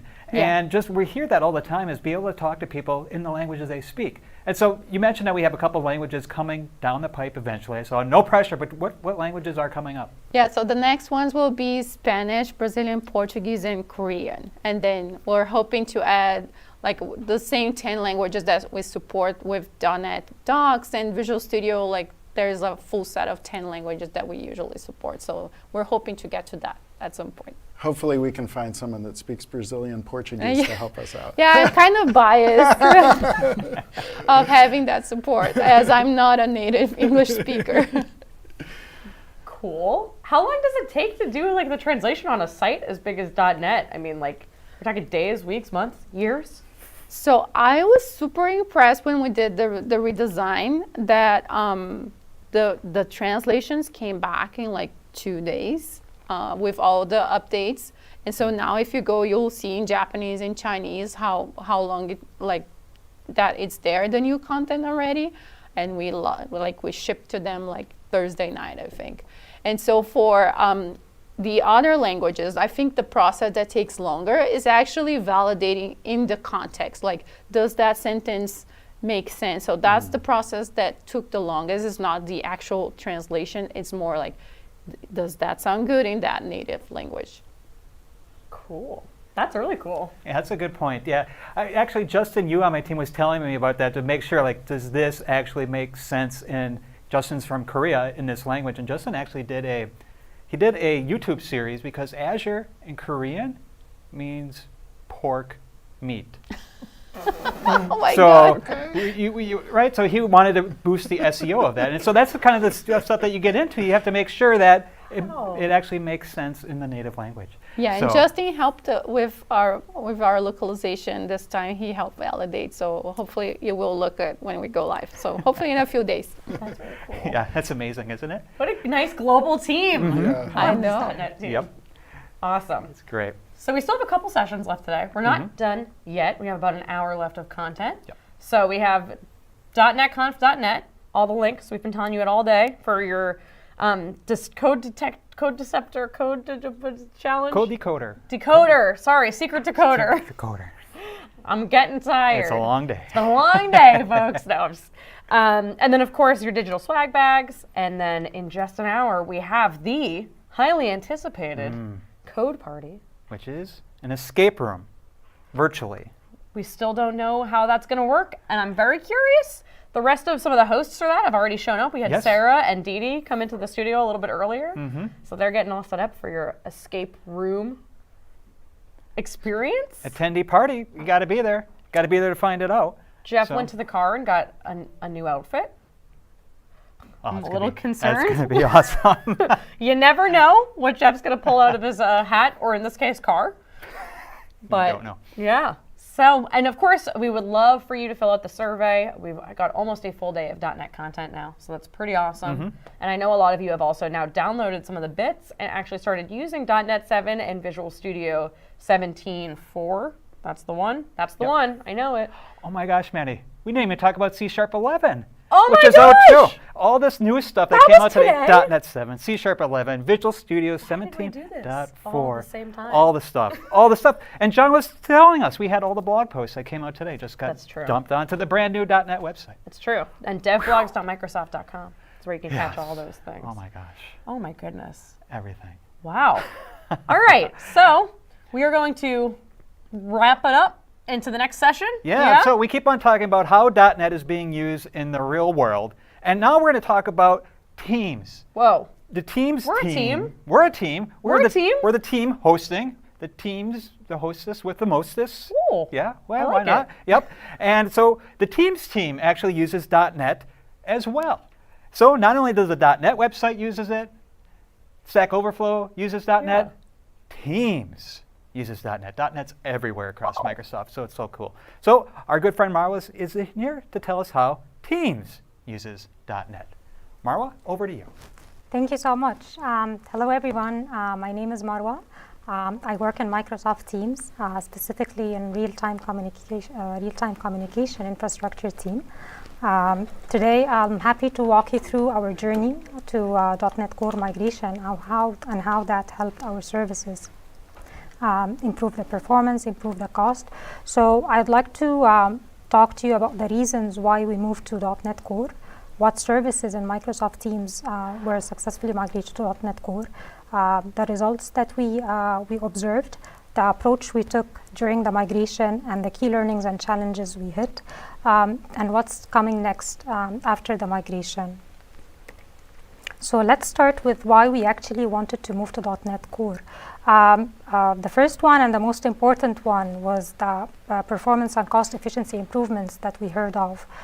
Basically, the optimized implementation of the low-level classes that .NET Core offers was the major incentive, like why we wanted to actually adopt it. The second one was the cross-platform support. We are actually trying to run our services on Linux. Currently, they run on Windows, and it would be great if we can run them on Linux as well because of all the containerization performance improvements with running containers on Linux. The third one would be the ability to host on Kestrel and Docker. So Kestrel is supported by .NET Core, and Kestrel is actually is a cross-platform as well, and it's better request. It has a better request processing performance. And next would be the support for the latest transports like HTTP 3 Quick. So we are in the communication business, and making sure that our transports are reliable and be able to offer better experience to the users is actually the #1 priority for our team. So HTTP 3, it's the same as HTTP 2.1, like the same semantics, same request methods and everything, status codes and everything. The only difference is in the transport layer. It uses TCP. HTTP 1 and 2 uses TCP versus HTTP 3, which uses Quick. So how does that help? It actually have better experience during connection packet loss, the faster responses for the first request. It also have better actually support for the transitioning between networks. The second, like the next one would be the testability. With the use of test server, we wanted to use to see how we can use it to fit our testing infrastructure, and actually this turned out to be great. The integration was seamless, and things worked like without any issues or problems. The built-in dependency injection, and I'll talk about this one later in the key learnings and challenges. We had some issues, and we will walk through like how we overcame those. And finally, the .NET framework is coming to an end. We needed to be on the latest and greatest for our services, make sure that all the bugs are addressed and all the support we needed are actually we're able to get. So it was a necessary move. So let's see what's next. So how many services did we migrate on .NET Core, and what are these services basically? So I'll be talking about the IC3 services, or the Intelligent Conversation and Communication Cloud services. This is mainly the backend services of Microsoft Teams. So we had 122 services planned for the .NET Core migration. We successfully migrated 37 services in the past 2 years. We have 30 services in progress right now. So this is almost like 30% of our services were migrated to .NET Core. I'll actually deep dive into two of the services that we migrated and start sharing the results of those two services. The first one will be the broker service. So the broker service is one of the transports we use to send notifications from server to client. It's based on a pub/sub model, and the broker on its own actually processes around 63 billion requests a day. So you can actually have an idea like how critical improving the performance and the cost of running the service is, and as well as trying to avoid regressions during the migration. The second service I want to talk about would be the conversation service. This is actually the service that manages all the modalities for signaling. So basically the modalities like audio, video, and the lobby, how actually the mid operations inside the meeting happen, like raise hand, lower hand, mute, unmute, changing role, all these mid operations are actually managed by the conversation service. Conversation service processes around 600 billion requests a day, so it's one of the biggest services we have in Microsoft Teams. Okay, so let's move to the next slide. So in the next slide, I want to talk to you about the results we observed after the migration. For broker service, as soon as we started the migration, we were able to narrow down, to lower down our cost by 50%. So it was 50% reduction in the total cores that we used to run our service. And as you can see from the chart, we started with 27K cores before the migration, and then in 4 months we were able to gradually reclaim the cores until it was 13K. So it's basically above 50% of the total reduction. There was also 60% reduction in the API latency. I'm not sure if the graph is actually clear, but it's we went down from 16 milliseconds to 5 milliseconds, which is a huge improvement. On a service that actually is a transport service, this was really great to see. We were able to save around $500,000 annually, so that's also a good cost improvement that we observed. Conversation service results were very interesting as well. We were able to see a reduction in improvements in the CPU by around 25 to 35%. This was huge. And then for the join meeting latencies, when you join a meeting, we were able to observe 20 to 30% latency improvements. Actually, we went from 90 milliseconds to 50 milliseconds. And we were able to save around $1.25 million annually, which is a huge saving as well. The improvements, actually, the results didn't stop at that. We actually, for the large meetings, we also, we were actually trying to investigate bottlenecks with large meetings and people joining, when you start a meeting, we see thousands of requests, join requests trying to get into the meeting, and this was actually causing some bottlenecks. So with the .NET Core migration, we saw an impressive results in terms for the large meetings. We were able to see 40 to 56% CPU improvements for 1,000 participants meetings. We were also able to observe 40 to 80% join and create conversation latency improvements. This was huge. So you can see from the tables I shared, for the best case scenario, because you had to repeat to take various samples. So the best case scenario, the CPU max of average was 18% compared to 41% on .NET Framework. The max of max CPU was 65% on .NET Core compared to 92% in .NET Framework. Latency was 2.5 seconds compared to 16 seconds. And of course, the conversation size was 1K, 1,000 participants.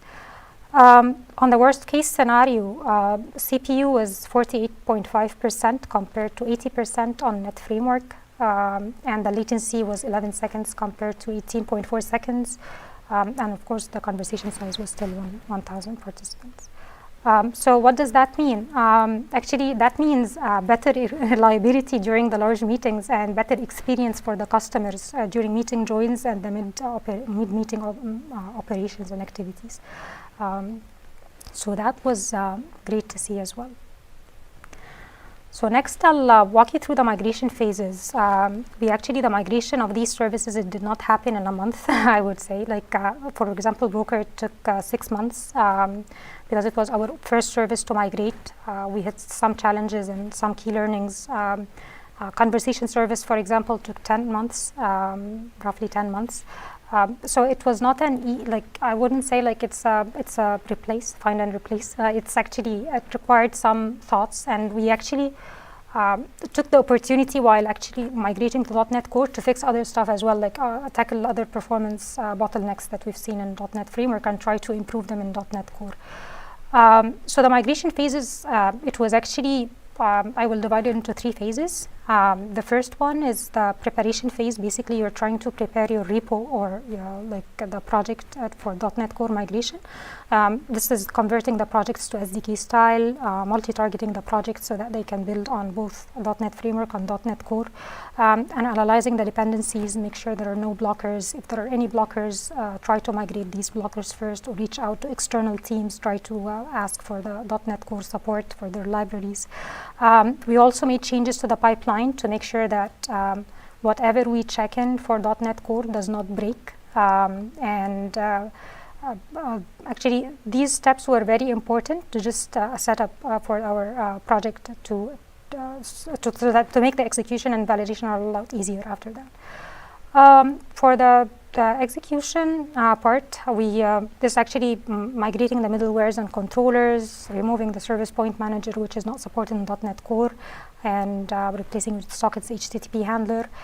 We made sure that Kestrel is adopted during the migration as well because of the performance improvements that we were reading about for Kestrel, and it was doing great for us.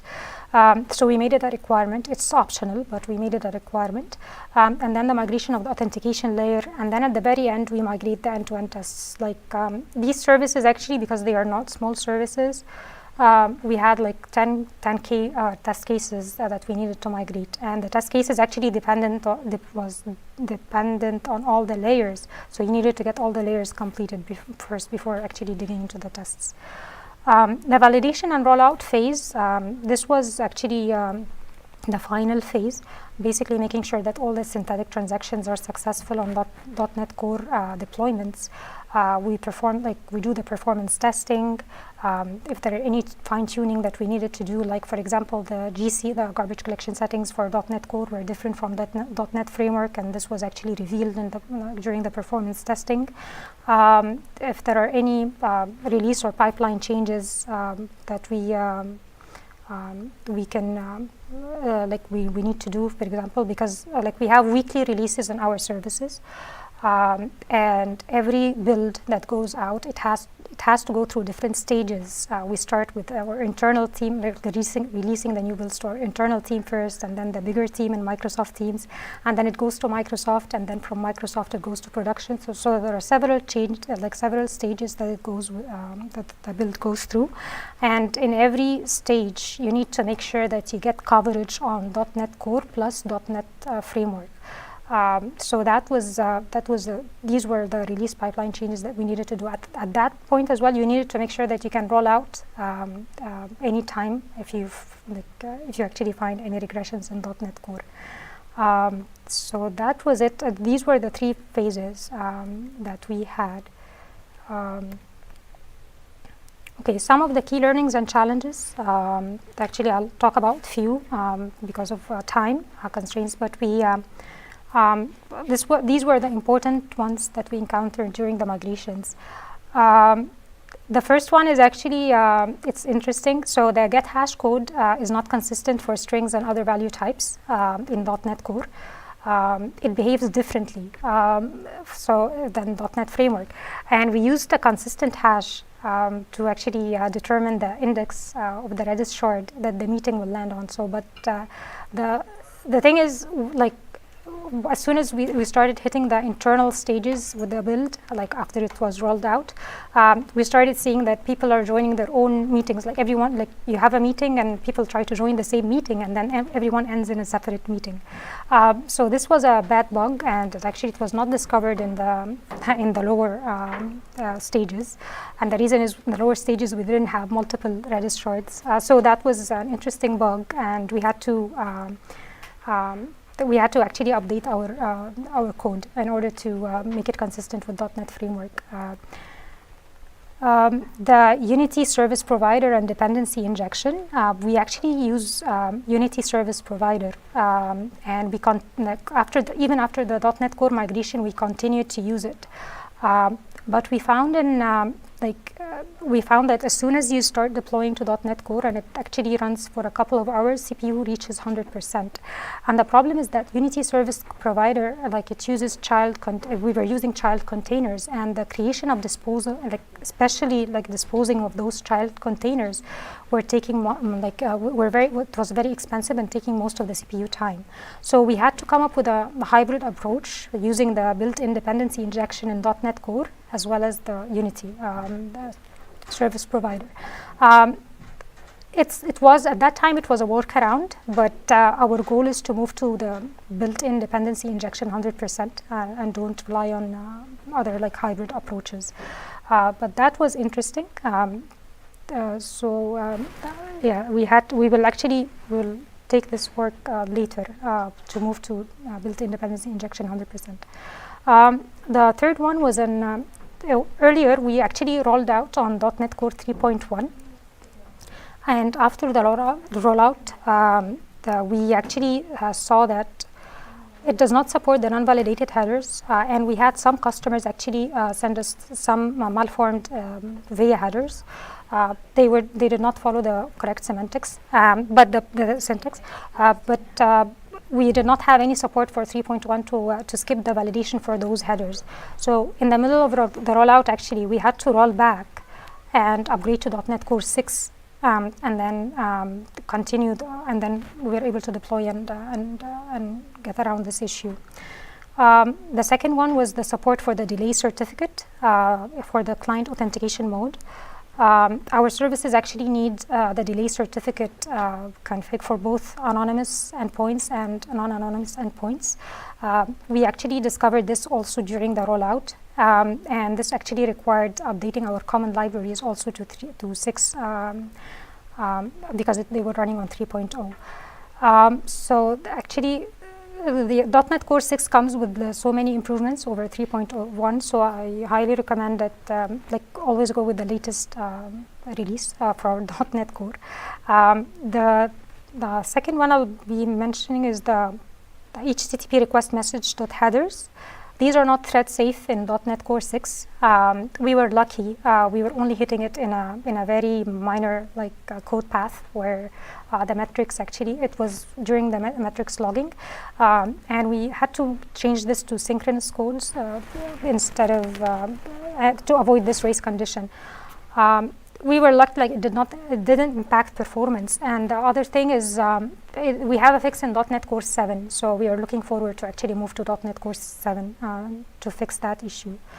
The other one, the built-in controller responses do not return valid JSON for errors. So we had to come up with our own custom action to actually return a valid JSON. And this actually, the valid JSON was expected by the partners interacting with these services. .NET Core defaults to chunked encoding. Chunked encoding actually was, in .NET Framework, it had a problem, it had a bug with proxied requests.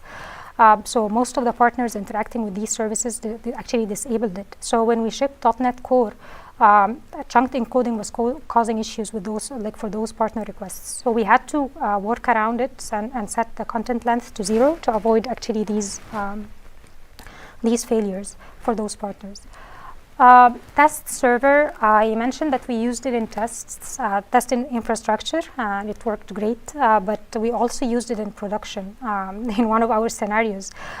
We have a custom UDP support transport in our code, and we actually needed an in-memory server to support the custom UDP logic that we have.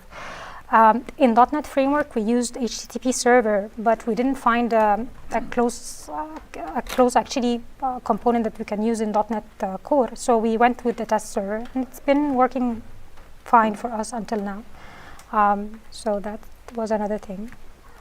So those were the main learnings and challenges that we encountered.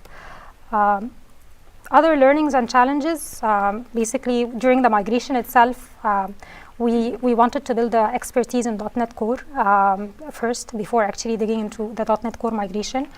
We spent 2 months actually just learning, looking at videos and making sure that we understand like what it takes to move the .NET Core.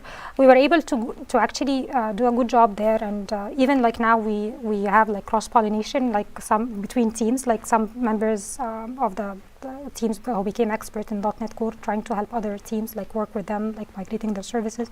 So it's been pretty good. We did not want to disrupt continuous development and features coming in. Like these features are actually very active. There are hundreds of PRs that get checked in every month. So we didn't want to have any blockers. In order to do that, we needed to actually make changes like in the master branch, and at the same time to avoid any breaking changes to .NET Core. But at the same time, we needed to make sure that it does not break any of the mainstream features or did not block any of the other service owners from making changes. So we relied heavily on the preprocessor directives just to make sure that you execute this one in .NET if you're running .NET Core versus .NET Framework. And that worked pretty well, and the service owners actually and the service for those services were making a good job to ensure that all the new features were actually on .NET Core as well, support both .NET Framework and .NET Core. There was a challenge having like multiple people work on the .NET Core migration, and at the same time they don't get blocked on each other. Like there are so many parts that are dependent on each other. So we had to come up with a plan, which components to migrate before which components, to make sure that everyone is productive, is productive, and making sure that everyone is able to deliver. The gradual rollout of the .NET Core while still supporting .NET Framework. As I mentioned, these actually services run billions of requests every day. So we wanted to make sure that we roll out gradually .NET Core. We support both .NET Core and .NET Framework in the same image, so that we can switch back to that .NET Framework in case of any failures. We during the rollout, we make sure that we actually monitoring the metrics and everything every day, looking at the metrics, make sure that no exceptions occur in one component versus the other. What's coming next for these services? For all the services that are migrated to .NET Core, we are looking forward to migrate them to Linux. As I mentioned, Linux actually performs better with containerization, the process isolation and stuff like that. So Linux will work better in terms of reliability. And we successfully migrated the broker service, which was on .NET Core. And we're seeing actually great results there. The other one will be the migrating to HTTP3 with Quick for all the performance improvements and the reliability and experience improvements that I've talked about at the beginning of the presentation. So this is actually work in progress. And then last is upgrading to .NET Core. So .NET Core, there is one of the videos talking about it already, but it has the authentication improvements. Actually looks great. It has fixes for some of the race conditions. It supports having different processing queues for short running versus long running requests. So actually, we're looking forward to actually adopting .NET Core 7 as well. That was it for the Microsoft teams running on .NET Core and explaining the journey. I hope it's useful to many of you.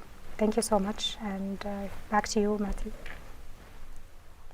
Super interesting, and I always love hearing about how teams at Microsoft are using .NET. And so, Mara, I was actually blown away by some of the numbers that you were dropping there.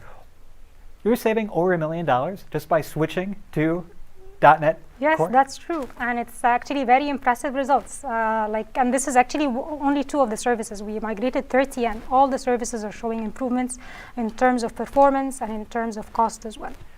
That's amazing. And yeah, and the performance numbers that you were saying, I mean, was it like 100% with the large meeting one?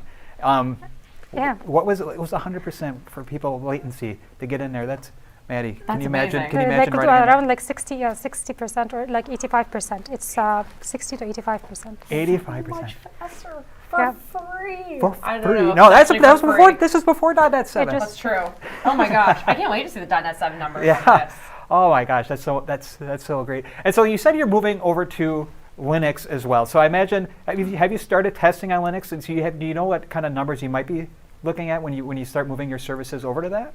Yeah, we've already started the testing, and the latencies are like shown improvements as well. Like I only have numbers from the lower stages of the deployments. It has not hit production yet, but we can see improvements by around like 20 to 30 around latency. The reliability as well, regarding like networking issues that we hit on Windows they seem to disappear on Linux.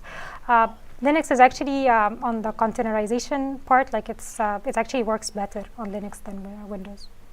That's really, really cool. I love it. I love it. .NET everywhere.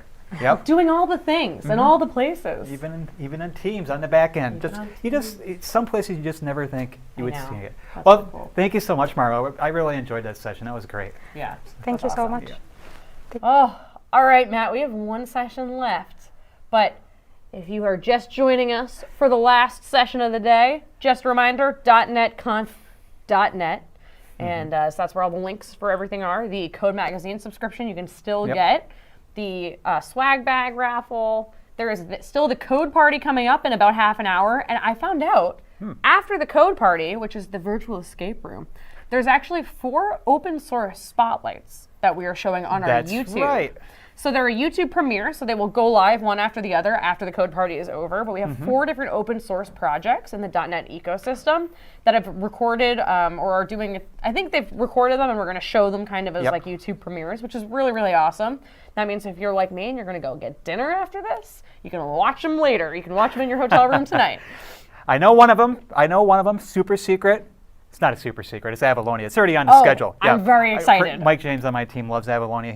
He did it. So I can't wait for it to be out, released to the world. They're talking some Mali-related stuff. Yes, they are. I hear. So that's pretty exciting. Very exciting. Yeah. And you know what? .NET Conf keeps on going the next 2 days. We're not done. We are not done. We have the code party or the escape room tonight, the attendee party, but it keeps on going. Tomorrow, we're going to kick off with Mads Torgensen and Dustin Campbell. We're going to be talking about all the new great features in C#11. I just updated my app to use global namespaces and global using, so I'm just getting to C#10, please. I just started using LINQ. Oh. I'm just kidding. Are you okay? Oh, God. No, it's amazing. All like generics and math, I think, and all this other new stuff coming in C#11 is super cool. Yeah. So tomorrow we have a ton of sessions. I know Dan Roth is back. Steve Sanderson is back. We're talking about new stuff in Blazor, and it just keeps on going. We have an architect panel tomorrow. Michaela's here. David Fowler's here.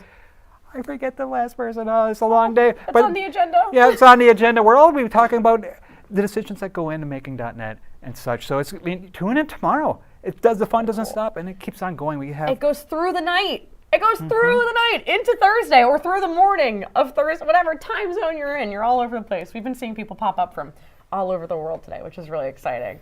But yeah, it's nonstop streaming basically for a bit there until Thursday, and we'll wrap it up Thursday afternoon. Pacific time. So that's very exciting. Yeah, can't wait. And so one more time, again, if you want to tell us how we're doing on our survey, aka .ms/.netconf survey 2022. Obvious, we're not big on the brevity here. We're very good at naming things, though. Yeah, super good at naming things. Oh, and of course, go get that digital swag. We want to see the little .net bot. Oh, yeah, you know what? They're not .net bot pet. .pet running around your screen on Visual VS Code. Yep. Totally go out and get that as well.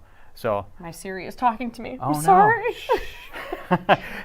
She's also very excited about the .NET bot pet that can be Yes. running on VS Code. Very cool. Yep. And of course, go to dotnetconf.net and you can get your code magazine. Everybody's eligible for that. Register for your swag bag. 25 people will be drawn for winners of that. And yeah. Do you think we could get the .NET bot pet on dotnetconf.net?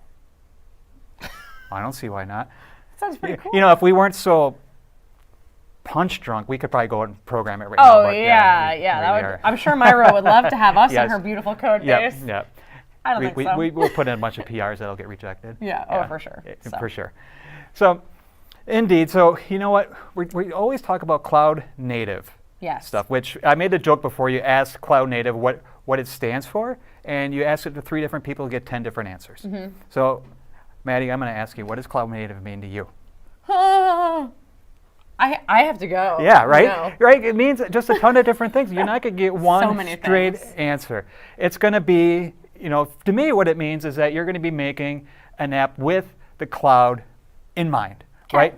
But we have people here who are extremely, extremely smart, and they're going to tell us what cloud native is using distributed technologies called Orleans. So Ruben and Brady, take it away. Cool. Thanks a lot, Matt and Maddie. Thank you. Thanks a lot. I'm Brady Gaster. I am a PM on the .NET team and the Orleans team, which is kind of the same team now, thank goodness. And you want to introduce yourself? Yep, I'm Ruben Bond. I'm a software engineer on the Orleans team. Cool. And today what we're going to talk about is, I've heard a lot of people talking about like the various performance things that we've done in .NET 7, and I've heard a lot of themes about cloud native this week. To me, I kind of have an answer as to what, one of the things that's important in cloud native. And I'm going to go ahead and pull up the Orleans slide here and introduce the topic of Halo. So to me, Halo demonstrates one of the core tenets to me of what it means to be cloud native. And that is that you support horizontal or severely dynamic scaling at any given point. And that you support being able to be deployed in multiple regions. And you're always on, et cetera, et cetera. Halo currently has a lot of stuff built on top of Orleans, essentially most of the back end. So if you can imagine, if you're playing with Master Chief, and wherever you are in the game, the presence is all implemented with Orleans. We've also implemented statistics, like user statistics with Orleans. What are some of the other things that we've done? I think anti-cheat. Anti-cheat as well. Matchmaking. Okay. Okay. Matchmaking. That's going to be key because one of the canonical ways that you can use Orleans is definitely in identity and presence. But it wasn't just Halo that built their service on top of Orleans that could scale to millions of users and millions of Microsoft customers. It was all these other organizations too.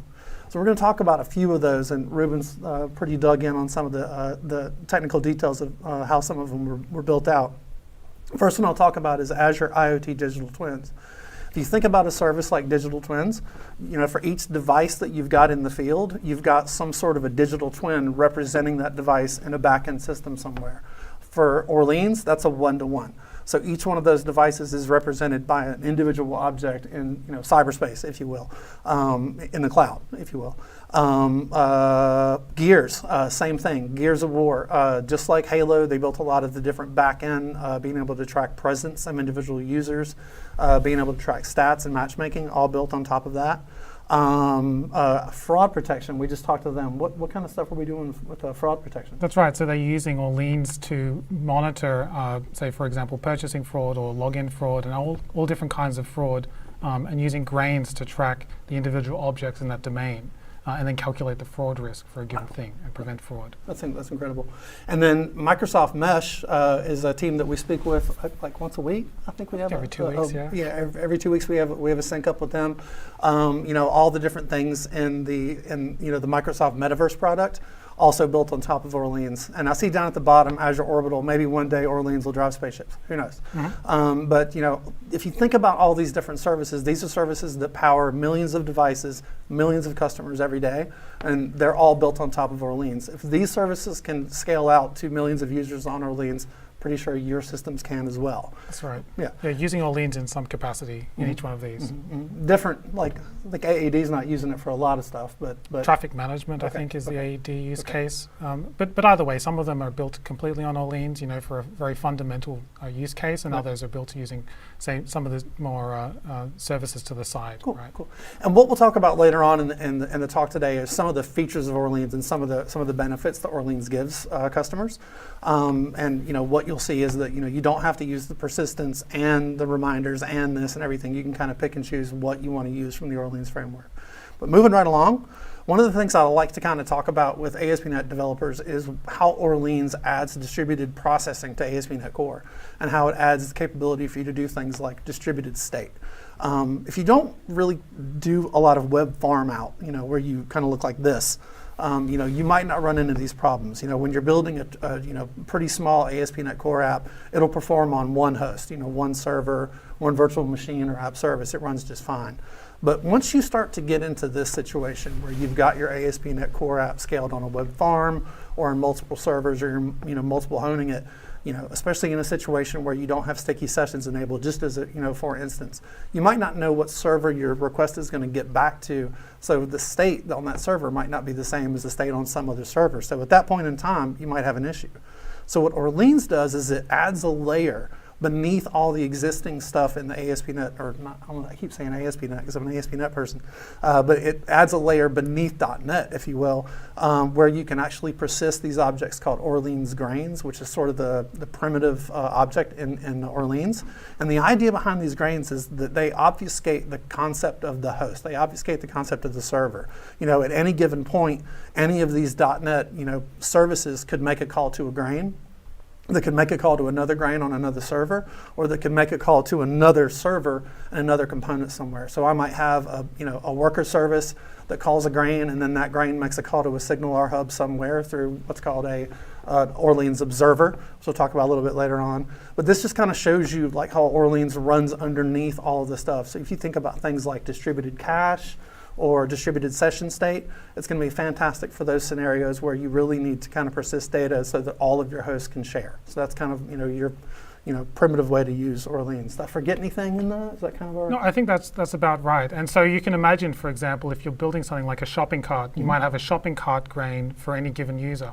Now, between requests, when the user's adding things to their cart, they might not land on the same server, right? Because they're going through a load balancer, it's round-robining them, for example, and so it's landing on a different host. But in your application, let's say it's a minimal APIs application, you can say, I want to message that person's shopping cart, and I want to add this item to their cart. You don't need to know which server that's loaded on.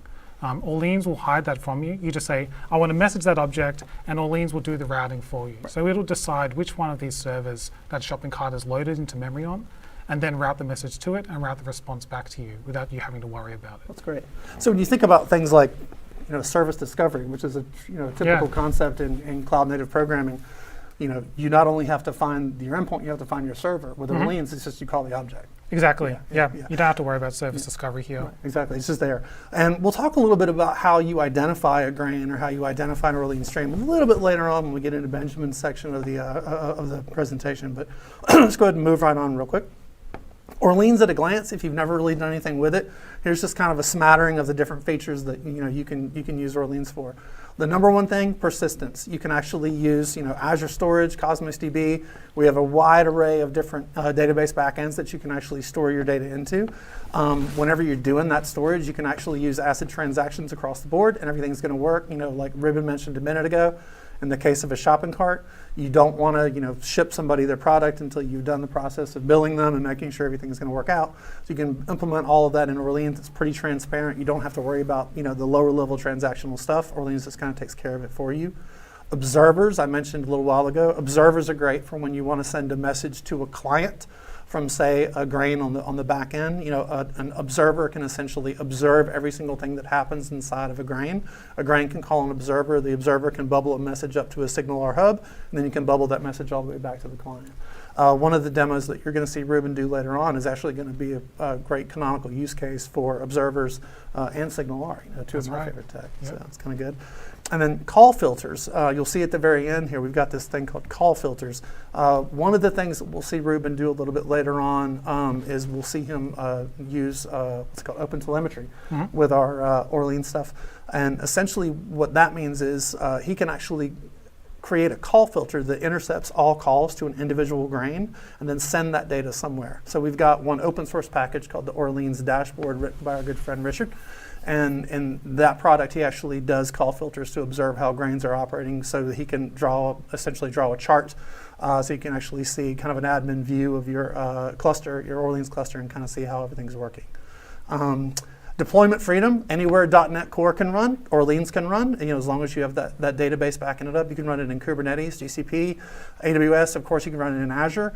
Some of the services we talked about earlier, like Microsoft Mesh, they actually run their Orleans backend on top of Azure App Service, so you could actually do that. And you'll see some docs later on when we talk about stuff. Azure Container Apps is another great place for you. Or your laptop.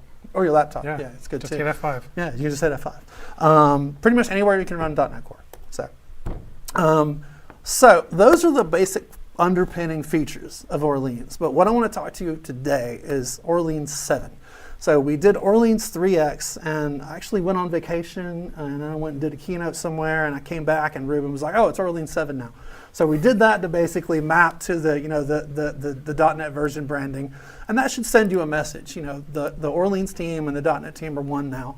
And essentially, you can think about Orleans as a component of .NET moving forward. It's going to get closer and closer to being in the box. These are some things that we've done for Orleans 7. There's going to be a lot of improvements in Orleans 7 that Ruben and the team have wanted to make for 6 or 7 years now, that we finally just ripped the Band-Aid off and went ahead and made some tough changes. Some of the benefits of those is going to be version tolerance. So in previous versions of Orleans, if I had, say, a shopping cart class that kind of represented the state of my object, or the state of my entity at that point in time, I would have a finite number of properties, and once I actually ship my product, I'm not going to be able to add any more properties to that. With Orleans 7, you can actually extend those objects and get them further, and actually you can do version tolerance, and I can have version 1 of my grain versus version 2 of my grain. Can we do that in the same cluster? Oh yeah. So if you want to do a rolling deployment, you can add a property. And even on interfaces, so grain interfaces, you can add new methods or you can change methods, and you can actually put a little annotation on top of the grain interface and say, this is version 2. Cool. And Orleans is smart enough to know that if you're messaging a version 2 interface, it needs to route your call to a silo that has that version 2 interface running. Cool. So if your grain is on a version 1 host, and you're doing a rolling upgrade, it'll migrate that grain over for you automatically to the version 2 host. That's good. So you don't even have to worry about API versioning at that point. It's just, cool. Version tolerance for real services that are actually operating is extremely important. And this is something that traditionally has been a major pain point in Orleans. Yeah. Another major pain point, well, it's not that big of a pain point. It's an opportunity, has been the ability for us to have a more simple, he says it's a pain point. I probably agree with I'm an engineer. Yeah, he's an engineer. Is the ability for us to provide you with a more simplified way for you to identify grains and streams. In the past, you'll see Benjamin do a demo here in a minute around grain identification. In the past, you could identify it in a lot of different ways, and that led to confusion. Now it's all strings. Yeah, so this was especially a kind of problem when you want to refactor your classes, or if you're using generic grains. And the way that was represented previously was not really amenable to, well, it had a few corner cases in the generics case, and it wasn't really amenable to version tolerance again. Okay. And so just continuing with that theme of operational excellence, this is one of those important things that we want to have. Cool, that's good. And that's why we had to make some of those tough choices. Moving right along, one of the other ones I'm going to get into a small little demo. I'm not going to really do anything exciting during this one. That's Ruben's job here, is to talk about some of the enhanced developer experiences that we've kind of done to kind of make things easier with Orleans. My favorite one of these is that in the past, when you wanted to get started with Orleans, you'd have quite a few NuGet dependencies that you'd have to add in. We've done a good job of simplifying a lot of that. So let me kind of show you what that looks like in the code real quickly. So over here, I've got Visual Studio open, and you'll see that I've got just a simple pings project. And the idea is, if you look in my abstractions, I've got a ping grain, and I've got a ping message. And essentially, I'm just going to be sending, a ping grain and a message. Let me zoom in just a little bit so you can kind of see everything. So this is really just my abstractions project, which is where I would have created all of my grain interfaces. So what I'll do here is I'll open this up, and you'll see that I've got to know, and I always forgot this, and I've talked to other people who did too, you've always got to reference this Microsoft Orleans code generator.msbuild because we do a lot of code gen stuff. And then I'd also have to reference the Microsoft.orleans.core abstractions. Now that was just if I wanted to start building grain interfaces, just to use all the basic Orleans stuff.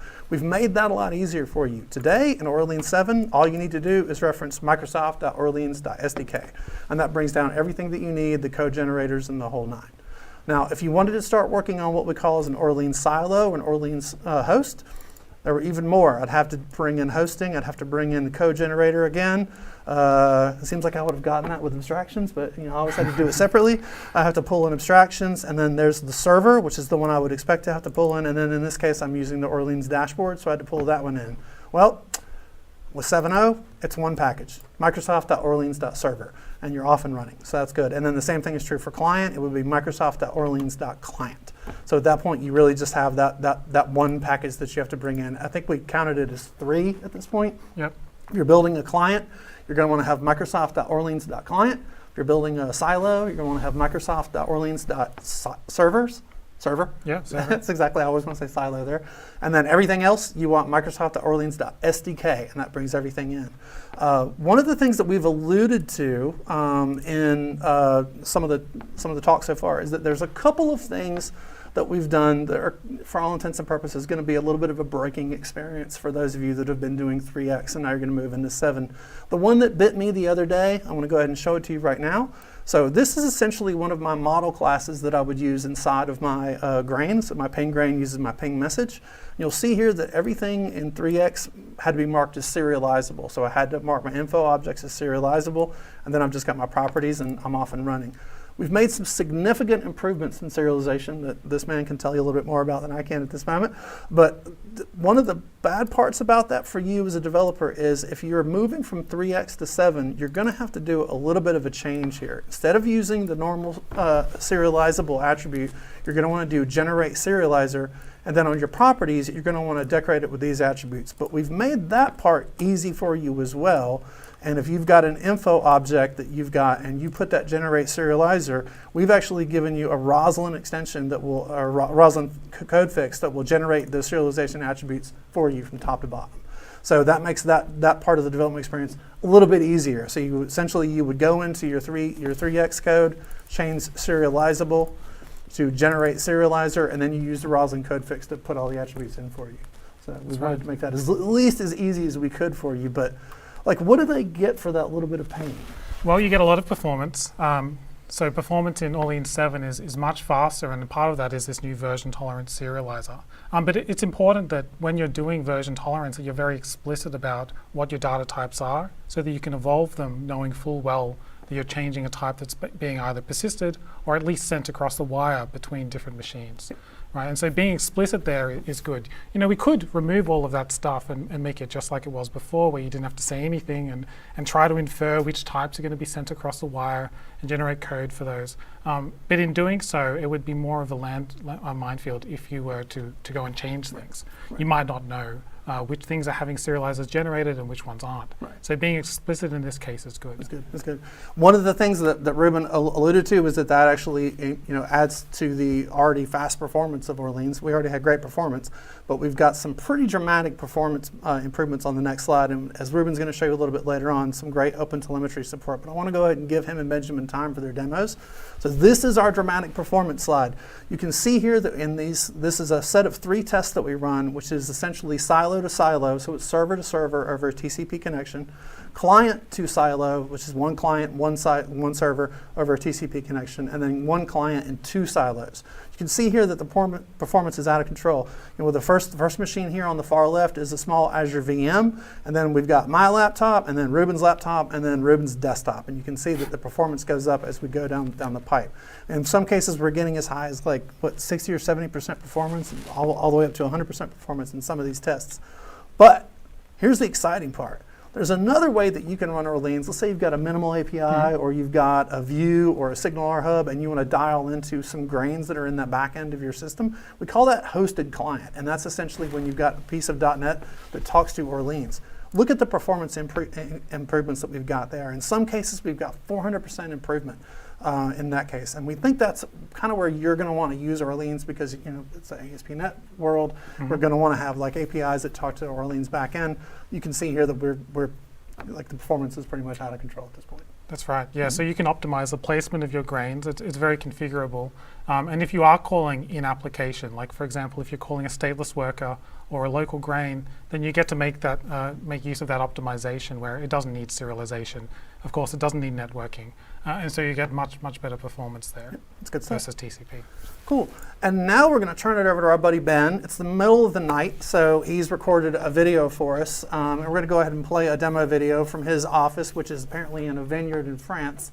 So we'll go ahead and let that play real quick. Over to you, Ben. Hi, I'm Ben. I'm a software engineer in the Orleans team. I've been working on this project for more than 6 years now. And today, I will speak about some new exciting feature of Orleans 7.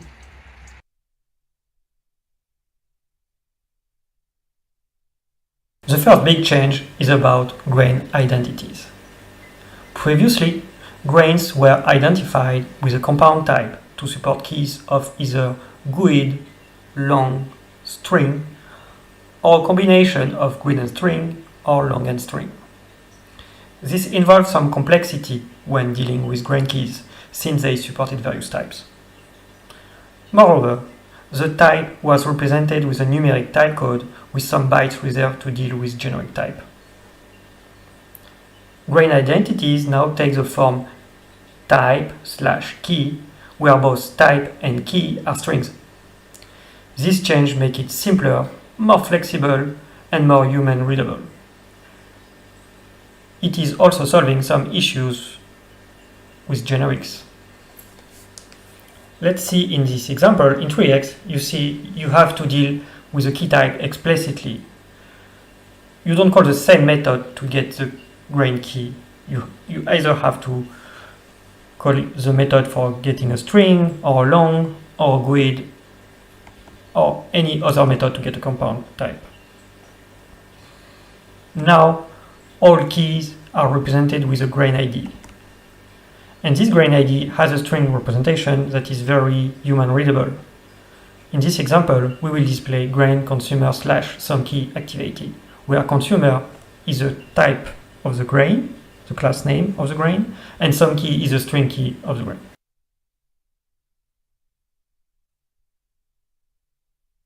Similarly, we change the stream ID. Before, streams were identified with a stream namespace and a GUID key. Now, this key is a string, which will improve usability a lot. As a result, implicit subscriptions are no longer limited to GUID-based grain. In this example, we have a grain with a string key that is implicitly subscribed to a stream.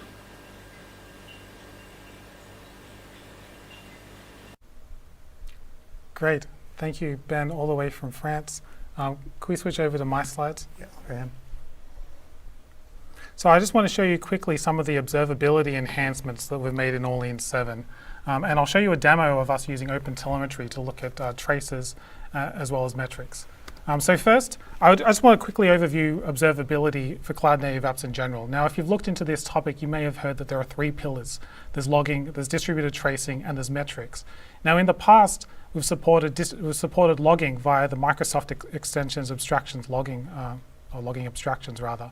But in Orleans 7, we've also introduced distributed tracing and metrics, thanks to the new improvements in .NET 7 itself. And so for distributed tracing, we're using the standard inbuilt activity source metrics, the activity source class, and for metrics, we're using .NET metrics. What I want to show you is an example using the GPS tracker app. So this is one of the samples that we've got up in the repository that I'll show you later. How does this all fit together? There are a few moving parts here. So I'm going to be running this sample on my laptop. And so we're going to have this GPS tracker service on the left here. And there are two parts that we need to know about. First of all, we're going to be scraping metrics from the application itself. And so I'm going to have Prometheus set up inside of a container that knows how to scrape metrics out of our Prometheus endpoint in our app. And then Grafana is going to be using Prometheus as a data source. On the other hand, with distributed tracing, those are actually pushed out via OpenTelemetry using the Zipkin protocol, either to Zipkin or Jaeger. And in this case, we're going to use Jaeger. Okay, so let's get right into it. I've already got the application, the GPS tracker application running on my laptop here. Let's just have a look at it working. So you can see these little drones flying around in real time around this little area in San Francisco. The first thing I want to show you really quickly is that you can monitor your application without doing any code changes at all. And so using the dotnetconf as a tool, you can quickly, I'm just going to zoom out so you can see what comes up here. You can quickly monitor it using the Microsoft.Orleans counters. And so as soon as Orleans starts spinning out counters, you can see that we're making about 2,500 calls per second, and they're all taking less than 1 millisecond time. All right, and so if you do want to do things like, for example, look at metrics inside of Grafana, though, you do have to set that up. And so I mentioned how we had Grafana configured so there would be scraping from Prometheus, which is scraping from our application. And they're both running in a Docker container. And we've got a dashboard set up that lets you observe some of the things inside of Orleans. So these are those same counters, but now exposed via Prometheus. And finally, I want to show you what it looks like to use Jaeger. And so if we have a look here, we can see that our application is pushing slice spans up to Jaeger, and we can hit find traces. If Jaeger is alive, then we should get some traces back. But after running it for a while, it does tend to run out of memory and crash, which might have been what happened here. But that's OK, because I've got one I prepared earlier. And here is an example showing us which grain is sending a message, which grain is receiving a message, or the other way around. The methods that are getting called and the interface that's getting called, and this will flow all the way through to HTTP or whatever else is supporting distributed tracing. Now the code to implement this is very simple. There's not much that you need to change inside your application. Like I said, to use .NET counters, that's no changes at all. To use Prometheus, you do need to add OpenTelemetry packages, configure Prometheus. This is just like what David Fowler showed you this morning. And Azure Monitor is similarly a one-line change. To use distributed tracing in Orleans, you also need to add, aside from those things and determining that we want to trace the runtime as well as the application, you need to tell Orleans to enable distributed tracing. So it's really quite simple. You can see this package online, this sample online. The final thing I wanted to show you was we have documentation up on Microsoft Learn, so learn.microsoft.com/.net/Orleans. We have a repository of samples here up at aka.ms/Orleans/samples. And finally, you can connect with us on Discord, Twitter, or GitHub. Thanks, folks. Thanks a lot. Back to you, Matt. All right. Thank you very much, Brady. Thank you, Ruben. Maddie, what'd you think? Oh my goodness, that was day one. That was day one. We did it. We that was so did. cool. But Brady and Ruben, you're not getting out of here without a couple questions. Oh. I have questions. Oh. I have questions. I have you here in the studio, so I have questions. First, a not so serious question though. How'd you come up with grains and silos and clustering? How did you come up with the names? That's a good question. I wasn't around when they came up with that, but I think they wanted an analogy that was different enough from objects that people would get that there's a lot of these little things. They live in some kind of container. So a silo, in a farming analogy is like a container for grains. And basically that these things can be spread around and that you've got many, many, many of them. But we totally messed up. We went with silos and grains, and then we called it a cluster. Why didn't we call it a farm? We should have called it a farm or a co-op. Because I was actually going to raise that. I was going to raise it. But, I'm originally from Wisconsin, so I was going to say cow, farm, and dairy. But now I guess with grains, you kind of spread them around. So that makes total more sense. You probably shouldn't take all your fresh milk and just throw it all over. Yeah, exactly. So the second question then I have is, so your grains, you have your identity, you have your state, and then you have your behavior in there. And so your behavior is going to be, you want asynchronous for everything. Am I understanding right? So what happens if your behavior really isn't asynchronous? Do I still make that function async? Even if it's not asynchronous, I'm just adding 1 + 1. Definitely. So because your grain might be running on some other machine, the caller is always going to be communicating potentially over a network, right? You don't know if it's going to be over a network or not. So you can make an interface return value task, for example, and then the implementation of it, it doesn't need to be async await. It can just synchronously return. So value task or async task is used for the contract because it might be executing asynchronously. So each one of these objects, these grains, they operate on their own time. They're essentially single-threaded, right? And so when you make a call to a grain, it's not synchronous. And so that decoupling is what allows that, that distribution to work well, right? Great. Awesome. Ruben and Brady, thank you very much. We really appreciate it. Love it. Orleans. What a way to end the first day of .NET Conf. Now it's, and well, it's not over yet. Oh, it's not over yet. We have the code party, the after party, the attendee party coming up. Goodness. Yep. I did ask Jeff when we were out in the room, I was like, so what on earth is happening? And he said, it's a virtual escape room and you can win prizes. That's all he told me. We haven't been talking about that, the fact that you can win prizes. You can win prizes. I didn't know that until about 5 minutes ago. Yeah. So that's pretty cool. Yep. But yeah, I mean, what an amazing day one. And again, there's 2 more days of content. 2 more days coming. Matt and I are done, so you will not be seeing any more of us. So be sure to tune in because you don't have to put up with us any longer. New hosts, new jokes. Yep. And you know what, Matt? We didn't talk about something that's happening tomorrow. It's going to be epic. Epic. It's the GitHub Universe.NET Conf epic crossover that's happening. Hanselman's going to be hosting it. And yeah, I'm not even sure what's going on, but I know it's going to be epic because it's right in the title. That's pretty cool. I mean, this is like one of those great like TV series like crossover episodes, like the like when Jimmy Neutron and Timmy Turner did the Timmy Power Hour. Is that like Power the Hour is the Molly turn Power of the day. Hour? Yes. Yeah, it's term of the day. But awesome. That's really cool. So you know the website, dotnetconf.net, and of course .net to get all of the .NET 7 bits that you could ever desire. Yeah, They're out. download it today, C# 11, Visual Studio 17.4, otherwise known as 2022. Woo! And yeah, go for it, download it. Maddie, we did it. We High did five. it. Woo! Happy .NET Conf, everybody. See you tomorrow.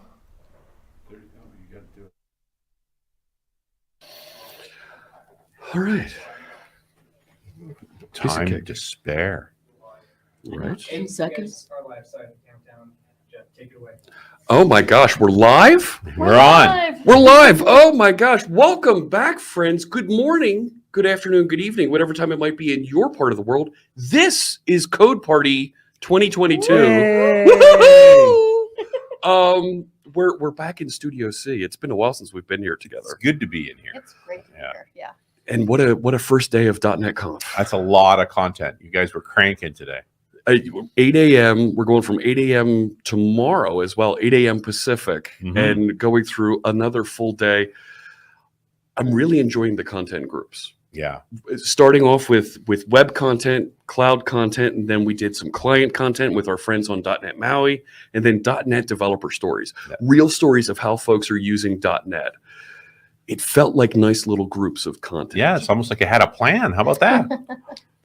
Very organized and very orderly. I get to work tomorrow, so I'm going to be hosting. Yes, a lot of that. The new content coming up, C# 11. Yes, and all the other key .NET content for .NET 7. I'm really excited to spend the day. So we should introduce ourselves before we go too much further, shouldn't we?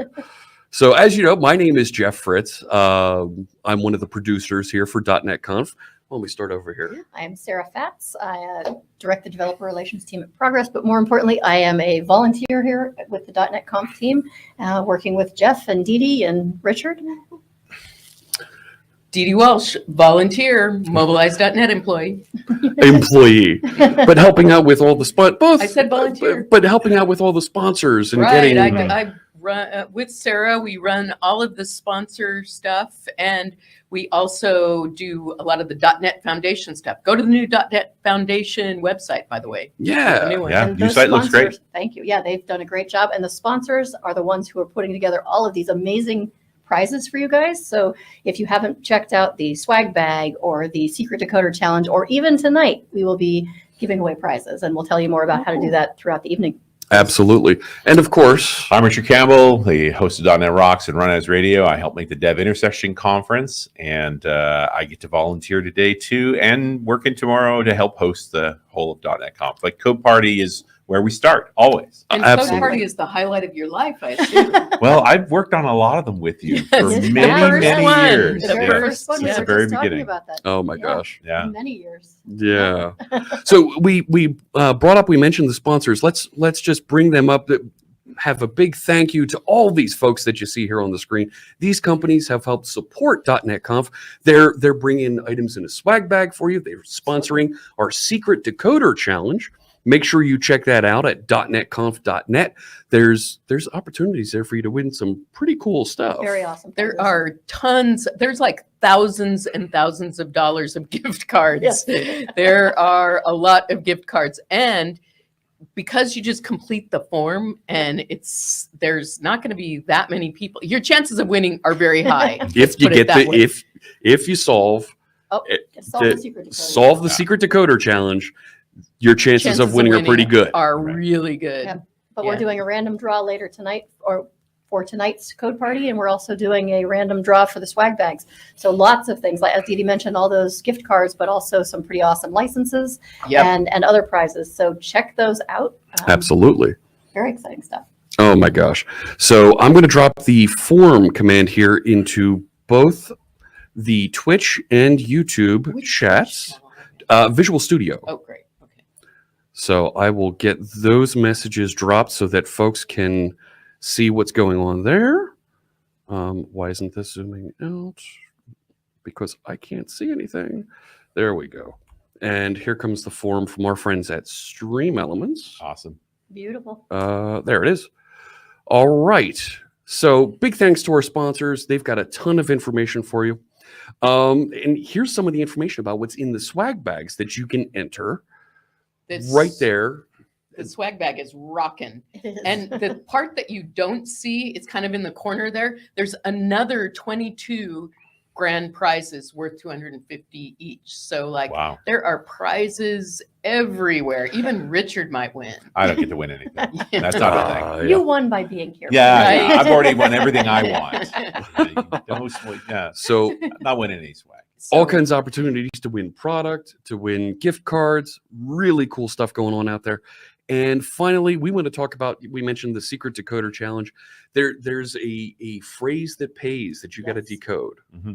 Yep, so you'll visit our sponsor sites, you'll figure out the letter that each sponsor is providing in a clue, and then you scramble those words. Descramble, is that a word? Descramble. Unscramble. Because it's decoder, so it's descramble. I like descramble. Yeah, and then you create the phrase, or tell us what the phrase is, and you're entered to win. Fantastic. All right. Last thing that I want to make sure that we cover before we get into the party segment of tonight's episode is our friends from the .NET Foundation have some words for us because they're a sponsor of .NET Conf, and they have some just a information platform. to share It's as well. also the community and ecosystem of open source projects. The .NET Foundation is here to foster that ecosystem and make sure that it not only survives, but flourishes. The foundation provides many functions, from legal to project. Welcome to the .NET Foundation. My name is Eric Schneider, and I'm Executive Director of the Foundation. I'm Nicole Abelhakma, and I'm the Community Manager for the .NET Foundation. .NET is more than just a platform. It's also the community and ecosystem of open source projects. The .NET Foundation is here to foster that ecosystem and make sure that it not only survives, but flourishes. The foundation provides many functions, from legal to project services to mentoring and running events. We provide protection and peace of mind for foundation projects by supporting essential intellectual property, trademark, and copyright protection. We also engage in organizational best practices to ensure the continuity and transparency of the foundation, and provide opportunities for leadership for the foundation's board and its committees. We offer visibility and support for our members and projects. Our volunteer committees help to plan and support events such as the DNF Summit and meetup events in the .NET community. When we look at .NET by the numbers, we're a huge community, and the .NET Foundation is here to help foster it. So who's behind the .NET Foundation? It's not just individuals, it's large companies that are invested in the future of .NET. The corporate sponsors of the .NET Foundation are helping guide .NET into the future together with industry partners. We'd like to take a moment to thank our sponsors: Amazon Web Services, DevExpress, Engine, Microsoft, Okta, Progress, Uno Platform, VMware, Volusoft, and DigiCert. Thank you to our sponsors for all of the invaluable support that you provide. We have a series of all-volunteer committees that meet monthly. For more information on the Foundation committees, it can be found on our GitHub page. And in addition to our committees, there are a number of other ways to get involved, but the best way is to join us as a member. Membership is free, so apply today, and we look forward to seeing you as a member of the .NET Foundation. Thank you. Thank you. All right, I might have accidentally had that video start a little bit into it from when I tested got it. it fixed up. We got it fine. fixed. You know, you recovered. Yeah. That's the key thing. That's The other thing, just in case we haven't said it, go to the new .NET Foundation website, dotnetfoundation.org. Yep. There you go. With that, I think we're ready for the party part of the segment, right? I think we're ready for Absolutely, I'm ready so for the party. this year we're not doing trivia. We're not. Oh We're- my. we're mixing it up. What am I doing here then? I'm the Shaking trivia things guy. up. I know, right? History of .NET. You know, front to back, top to bottom, what's going on. Yep. We're going a little out of the box here, and we're actually going to go in the box, I guess. Let me bring on our guest here. Is this Zora we're bringing in? Zora. Hello, Hello. Hello, fine adventurers. Welcome. So we're doing an escape room together. Oh wow! With our friend Zora here, who's going to take us through, and we're going to have to escape We're gonna from a have to challenge. escape the room, and we need Okay. help. We need help from chat. Yep. Yeah, I Okay. wouldn't count on us to get out of the room. We're definitely going to need everybody watching. Okay. All right. So Zora, why don't you take it away? We'll hand it over to you. Absolutely. Thank you very much. Welcome to Mystery Escape Room, Da Vinci's Codex. My name is Zora Barbaria, and I will be your guide this fine evening. I'm not sure if you guys will need me to write it down in the chat, but I will do that for you. So that's the normal protocol. I will be with you for the entire journey. It's about you have about an hour to get out of the room. I can help you out with puzzles. I can help you out with any questions that you have. But when you need my assistance, please make sure to call me by my name so that I know that you're talking to me and that you need help and you're not, calling a friend, using a lifeline kind of situation. I don't want to interrupt your guys's escape room mojo per se. So I have some sources who have informed me that you wish to learn the secrets of the great Leonardo da Vinci and that you wish to join his Order of Enlightenment. Is that the case? I need some enlightenment. As much light as you got. I think we could all use a little, and I will help you in this trial to deem your worth in joining this order. Now, I believe you have all the tools that you need to be able to collect your clues and evidence coming out of the room. I will have you guys go ahead and proceed to enter the game, and we will start our introduction video, and then we'll start from there. All right. So let me put up. We have Sarah's screen for this. There we go. Okay. Are we ready? Make sure I. Are you ready? Is the real question. We are ready. Let's do it. Maybe.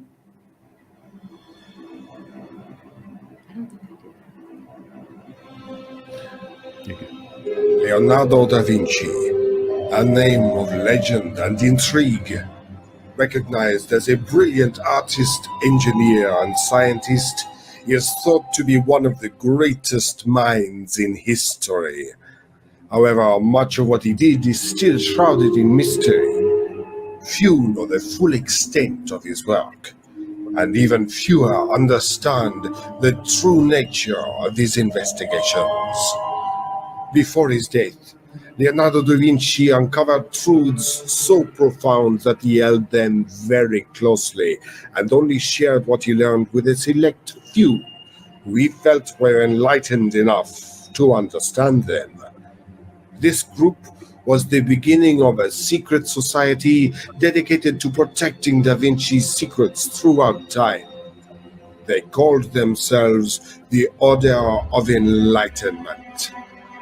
Over the centuries since Da Vinci's death, the Order has remained secret by following a strict code of only allowing members who prove their worthiness. Those that pass the test of enlightenment are admitted to the Order. Those that fail the test are eliminated to protect the Order's secrecy. You are about to take the test. You have 1 hour to complete the test. Be warned, failure will be dealt with most severely. Okay. All right. All right. So now you guys understand that it will be your heads if you're not able to escape this escape room. So the stakes are quite high. I hope you're feeling pumped about that.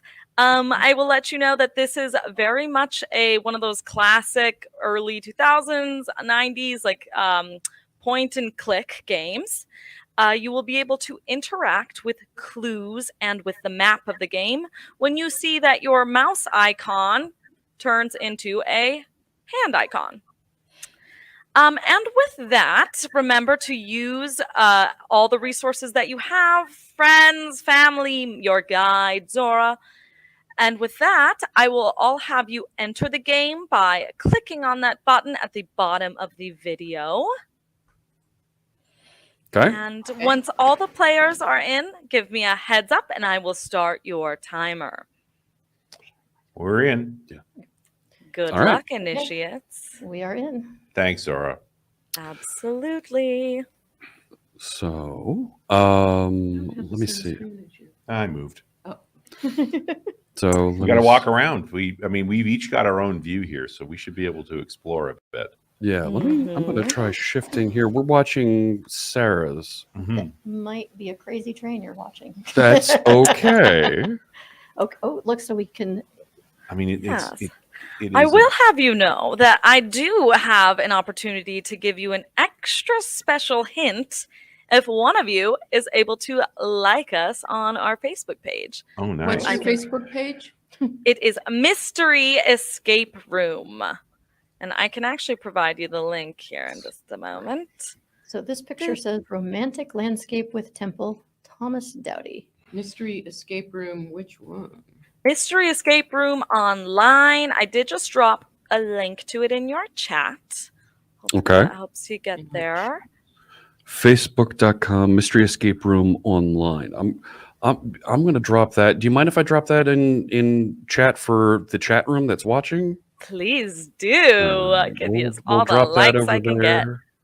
Thank And you. we'll drop it over here. Chat room, can you help us out by giving a couple likes there on Facebook to our friend Zora? I have. I'm looking at your screen. And I just have Oh, to there like we it. go. Yeah, You wanna share my screen? absolutely. I can share my screen. So, So I should stop sharing? Then you should yeah, share. we Yes? can jump over to mine if we want to do that. Let's do that. You're probably a better driver than I am. Oh, I see. I already forgot which tab it is. It's one of them.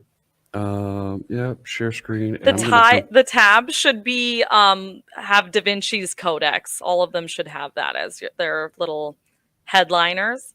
All right, so this is my screen now that we're Okay, looking at. beautiful. Look at all those arrows you have. So I can turn left, I can go backwards, and there's a painting here in front of me. This is the Abduction of Europa Okay. from Rembrandt. I wonder if Okay. there's any Da Vinci paintings in here somewhere. There's gotta be. You'll have Which to one find is it? out. Rebecca and Elazar. They all Okay. have numbers on them too. Are All we? right. 44. Yeah. All I'm right. going to drop that extra special hint for you because I see that we're getting some love on the Facebook page. I will drop that in the chat and I will have you all know Yeah. that your yeah. extra special hint is that not every portrait is helpful, but keep your eyes peeled for the differences. Peeled. Eyes peeled. Eyes peeled for the There's. differences. I also found this thing, you guys. Whoops.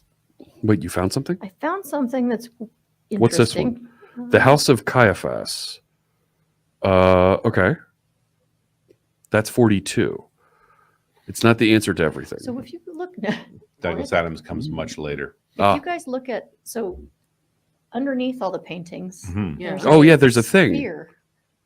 Yeah, I keep seeing that. What's the? It's I see like a flower design on these. Yeah, flower. Is it on all of them? I see one here underneath 42. It's What- under yeah, all what of does them it that I. mean? Interesting.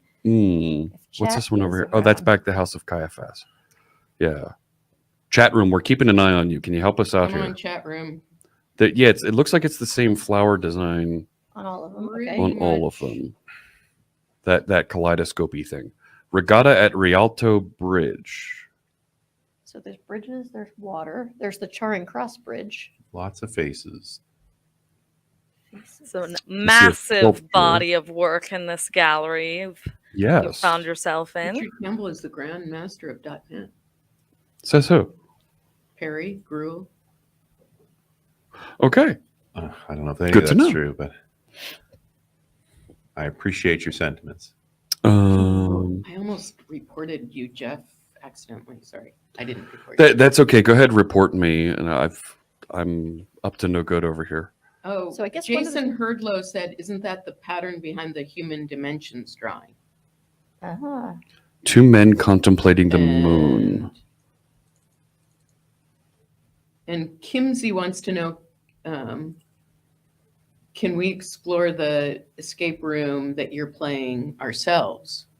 Or can they only watch us do it? You only watch us, I'm afraid. That pattern is the flower of life, says Loka. Very astute, very astute. And since we're getting so much love on the Facebook page, I am allowed to give you guys another extra special hint. If Okay. you like that, unless you want the challenge, in which case I will withhold my extra special hint. Just let me know. I think we start with another hint. Don't you think? Sure, Let's go do ahead. it. Yeah. All We're- right. We're not proud. Okay. So We're your not extra proud. We special second hint is that all great adventures start by taking steps. Maybe something near the stairs, Mike. There's stairs over here. I'm going to head over towards the stairs. Yeah, I see stairs. I went up the stairs. You did? Then I got lost. What's There's it? also a map. I don't know if that. Can I can't Do you see turn that? this way. There's a The map. map might be a very Exclamation useful or resource exclamation for point? you. Okay, Exclamation she said the map is a very useful resource for us. Oh, It will be found at the bottom right. Bottom right of the stairs. Yeah. Mm-hmm. Hang on, I'm backing. And there's an arrow. So yeah. See? Ground floor. Hey, look at that. There's a map. There's a map, and it's there's something. Oh, maybe that's where we are. And that's where we're looking. So And if you go to the link at the very bottom of this image, you'll see that Oh, it look will at open that. up the entire map for you. And this section Okay. is, you can interact with the red arrows. Someone Okay. wants to know if we're having a seance. I am over here, but that's just a regular Tuesday night for me. So what's at the top It's of a this? Saturday night at your place, huh? Oh, look at yeah. that. Okay. It's a great time. So I'm at the top of the stairs. I turned around. So she said we can interact with the maps if you go to the link. Yeah. So when I click there, there's go to link, and now we can see, and all of the red arrows. It looks like, and Zora, are those the various ways that I'm looking? If I were Those to click are the around? various camera angles. So when you click Gotcha. on those red arrows, it will teleport you right to that section of the map. So it's like running through the museum. Mhm. Okay. Okay. So this is I can't pronounce that. Bucentaur's Return to the Pier by Palazzo Ducal. Very nice. John Galloway said, right click and view source. Nice. Such a web dev solution. So, folks, I went back down the stairs, and as I got to the bottom of the stairs, there was a chest. Oh. And I clicked on the chest, and it was a clipboard that had the following note. The museum had visitors vote for their favorite artist, but the judges lost their logbook. Fortunately, they were each able to remember some of their finishers. Can you get the right order from the following information? Choose the correct order in the book. It's a long list now. Oh, wow. Remington finished above Shishkin and Rubens. So I think we're going to have to make some notes here. Yeah, we're definitely going to have to Yeah. make some notes. Absolutely. Yeah, if you click on that. Click on the deal. Then you can share. Okay, what so now we're everybody seeing. can And everybody see. can see what we're See the right? notes. Yep. Can I zoom this? No, I can't. You can't. should be able to control plus. Yeah, it's not. Well, it's not really behaving as I would hope it would for you. Things that we should do what Galloway told us to do. Right. View source. Rembrandt. You're a bunch of cheaters out there, Galloway and Sinclair. I will. So I will- Cheating is not against the rules of an escape room. So we're going to say Remington. It's sort of an honor system, though. Do you want? How Oh. challenging do you want it to No, be? I'm not going to zoom in on the source code to the website. And I will have you know, if two of you team members works on the clipboard puzzle, it might take less time than you think. Yep. You may not have to cheat. Richard, I don't know. Yeah, I'm just typing them into order. into the order. Is it that an they- image? Can we? No, we can't copy them. Oh. Yeah. You Sorry, should be able to copy and paste the images. The image, yes, but not the text. No. Okay. They're all images. So, did somebody paste that into our shared document? Yep, it's in our shared document right now. And Okay. I'm putting it And in what's the other order. one here? There's another. Oh, look at this. There's a book in there too. The chest says number 5. Might want to look at the 5th picture was a suggestion. The 5th picture. Oh, nice. Where do you see that? Aaron Wallostad said the chest says number 5. Oh, okay. So, might want to look at the 5th picture. or is it the picture with number 5 on it? Because this Oh. book has pictures in it. Can I zoom in? It on that? does. There we And you go. can interact with the pictures. However, you don't have all the information you need to determine what clicked the wrong order they sequence. are in. There's a sequence to click. Okay. Ah. Um, And that's the sequence that we're getting right now, right? Oh, no. Oh, no.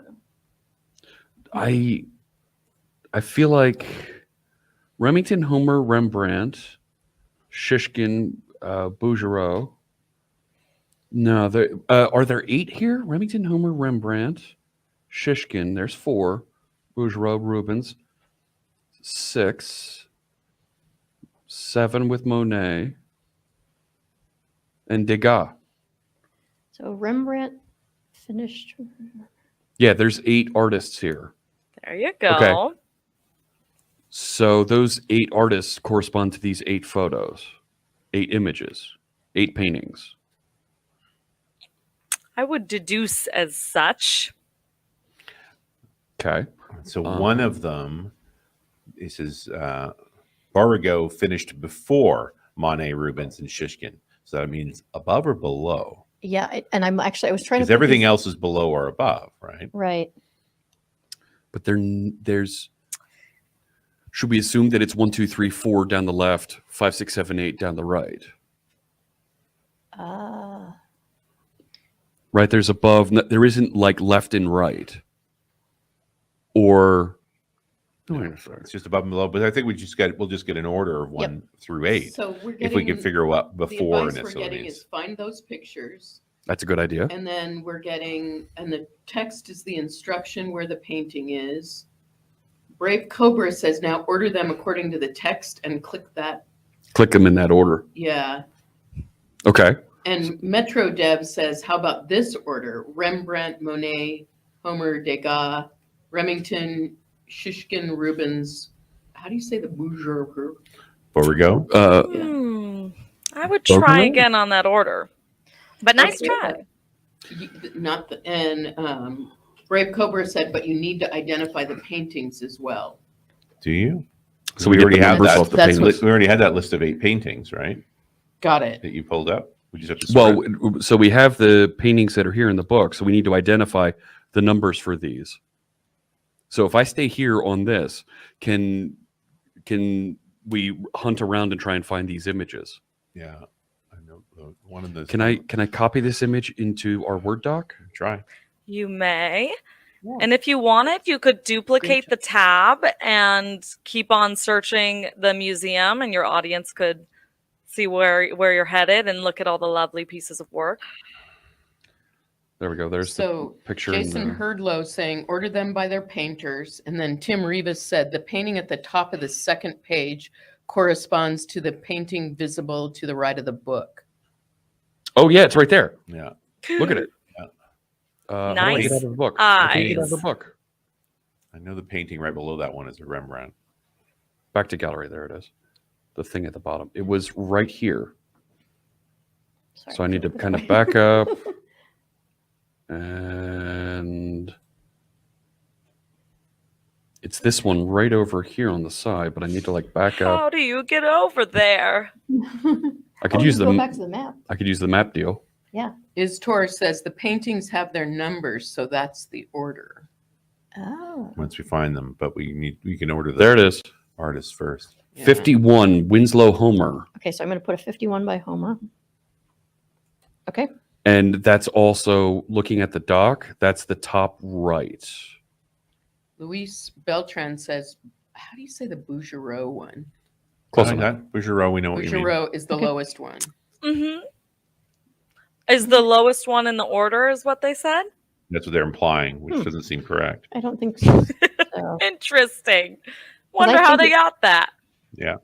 I love the participation, though. Bouguereau finished before Monet, Rubens, and Shishkin. Right, which means we put it near the top. Right, but it also finished below Remington and Homer.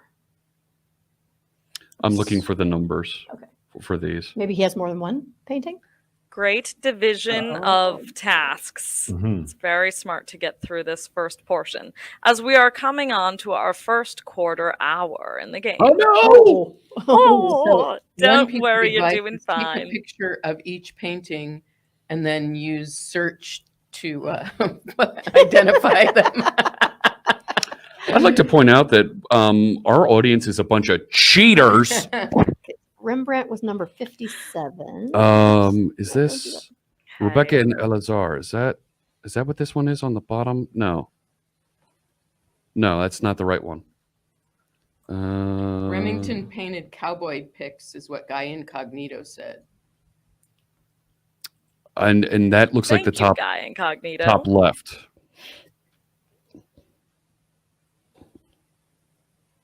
33 is Bucentaur. But that's a different, Bucentaur wasn't actually in that, right? Oh, here. This one is the meeting of Abraham and Melchizedek with Paul Rubens. Hey, Pee Wee Herman painted this one. Great. Sweet. Rubens, wait, what was it? That is the bottom left, and it's 37. 37. Okay.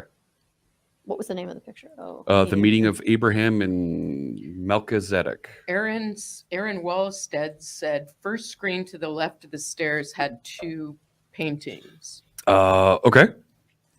Nice eye. Thank you, Aaron. Yeah, Aaron, help us. Help I think me, I may have Obi-Wan. the order Aaron. here. I'm just confirming it. To the bottom of the stairs. This one? So do you think we're going to die? 59. I think we're probably going to survive. I think I we're really mostly think dead. that you guys are survivors. I'm pretty sure. I really want you to join the order. It's quite lonely over here. Brave Cobra wants you to know that we're not cheaters, we're developers, and it's very easy to get those two mixed up. True. There Okay. you go. And I feel like the gaming world has a very different Self-portrait by behind it. Rembrandt is 57. Okay. So we that have, was middle. That was Yep. second from the top on the right. Istor says there was a painting of that girl with the kid. Oh yeah, the here on the middle left, And Janiscu said we are Groot. In case. just in case. Just okay. in case. I should have just like control clicked and had those. open. Aaron said All right, I got the order. You've got the first. order? Yeah. Okay. Lovely. Rembrandt, Homer, Borrego, Degas, Remington, Shishkin, Monet, Rubens.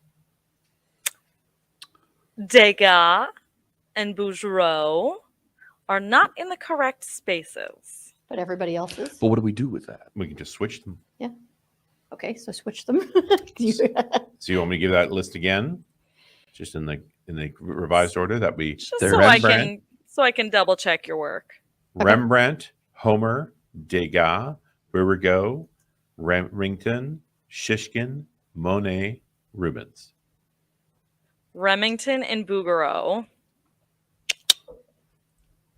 need to be Are incorrect? vice versa, yeah. Why did I get that out twice? That's not the right scene. Rembrandt, Homer, Degas, Remington, Burigo, Shishkin, Monet, Rubens. Lovely work. Very nice. What do we do with that? So is that a direct question for me or No. That's talking to the team. So if we go back to that, Monet is 60 and it's second from the bottom on the right. so I think that's. Istor says click them in the book in the order. Oh yeah, can we click the book? But what did So the numbers have to have do we with it? identified all of the artists? No.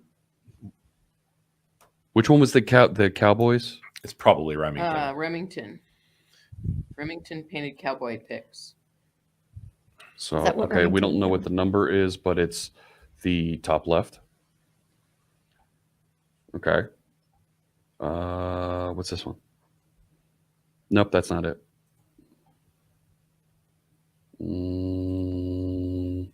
No. I'm just going around in circles, clicking on things. Well, You know, there's there are 2 floors, remember? Yep. Oh. How many numbers have we gotten for these paintings?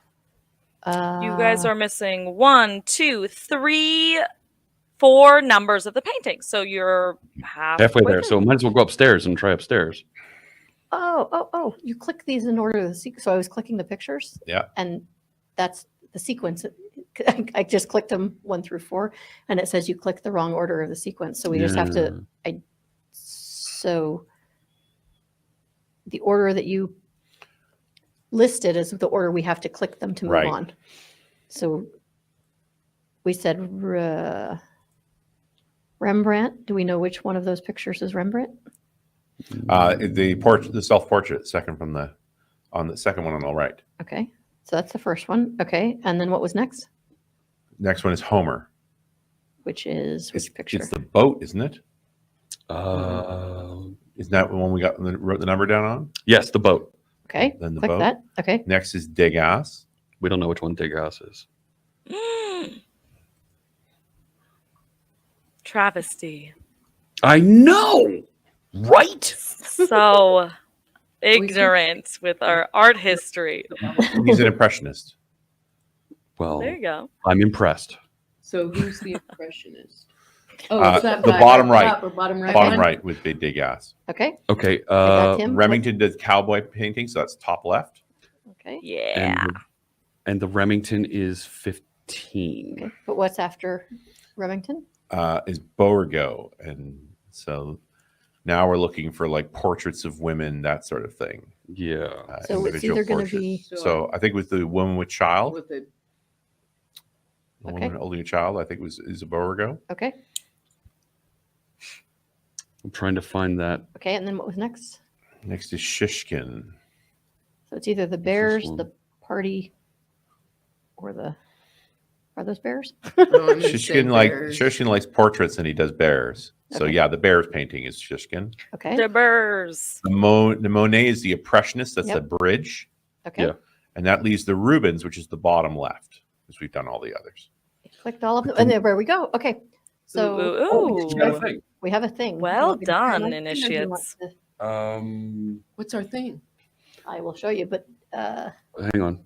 I'm going to share Sarah's screen here. Yeah, go ahead, share your screen. Okay. And we'll cut to you. oh, okay. I'm so excited. Share screen. There's a thing. Share screen. It would be useful to get those numbers. I wonder if those numbers won't be valuable for like a code of some. Well, looks like there might be a thing. But let's see what Okay. we got. Are you switching? I'm ready when you are, Jeff. There we go. There we go. Diamond flower. Look for these in the flower of life. The numbers are the clue. All right. So you guys had made some progress. You had found and identified the flowers of life with some help from the chat, which we much appreciate. Yes, thank you, chat. So I would start from there. Make sure you record this in some way, shape, or form. Copy and paste. Write it down. Draw a doodle so you know your order. I put it in our team. I'm going to look for the Bougereau, the Degas, and the Shishkin still. The numbers are the clue. Yeah. So the numbers of those paintings are the clue? I would guess. I mean, we Okay. haven't seen Yeah. symbols like that anywhere, but I think. Well, the symbol right there in the things underneath those paintings. Yeah, haven't they all been the flower of life so far? But they haven't had anything colored in on them or anything like that. So do some of them have things colored in? I guess we have to take a look around. Okay. You the girl may need to keep It's your where it says the eyes gold even the more children peeled. on the right side of the stairs at the ground floor. On the right side. So would chat like me to leave this up, or do we want to? I took a picture of it. You took a picture of Yeah, The Elder Sister by Beauregard is 31. it. Okay.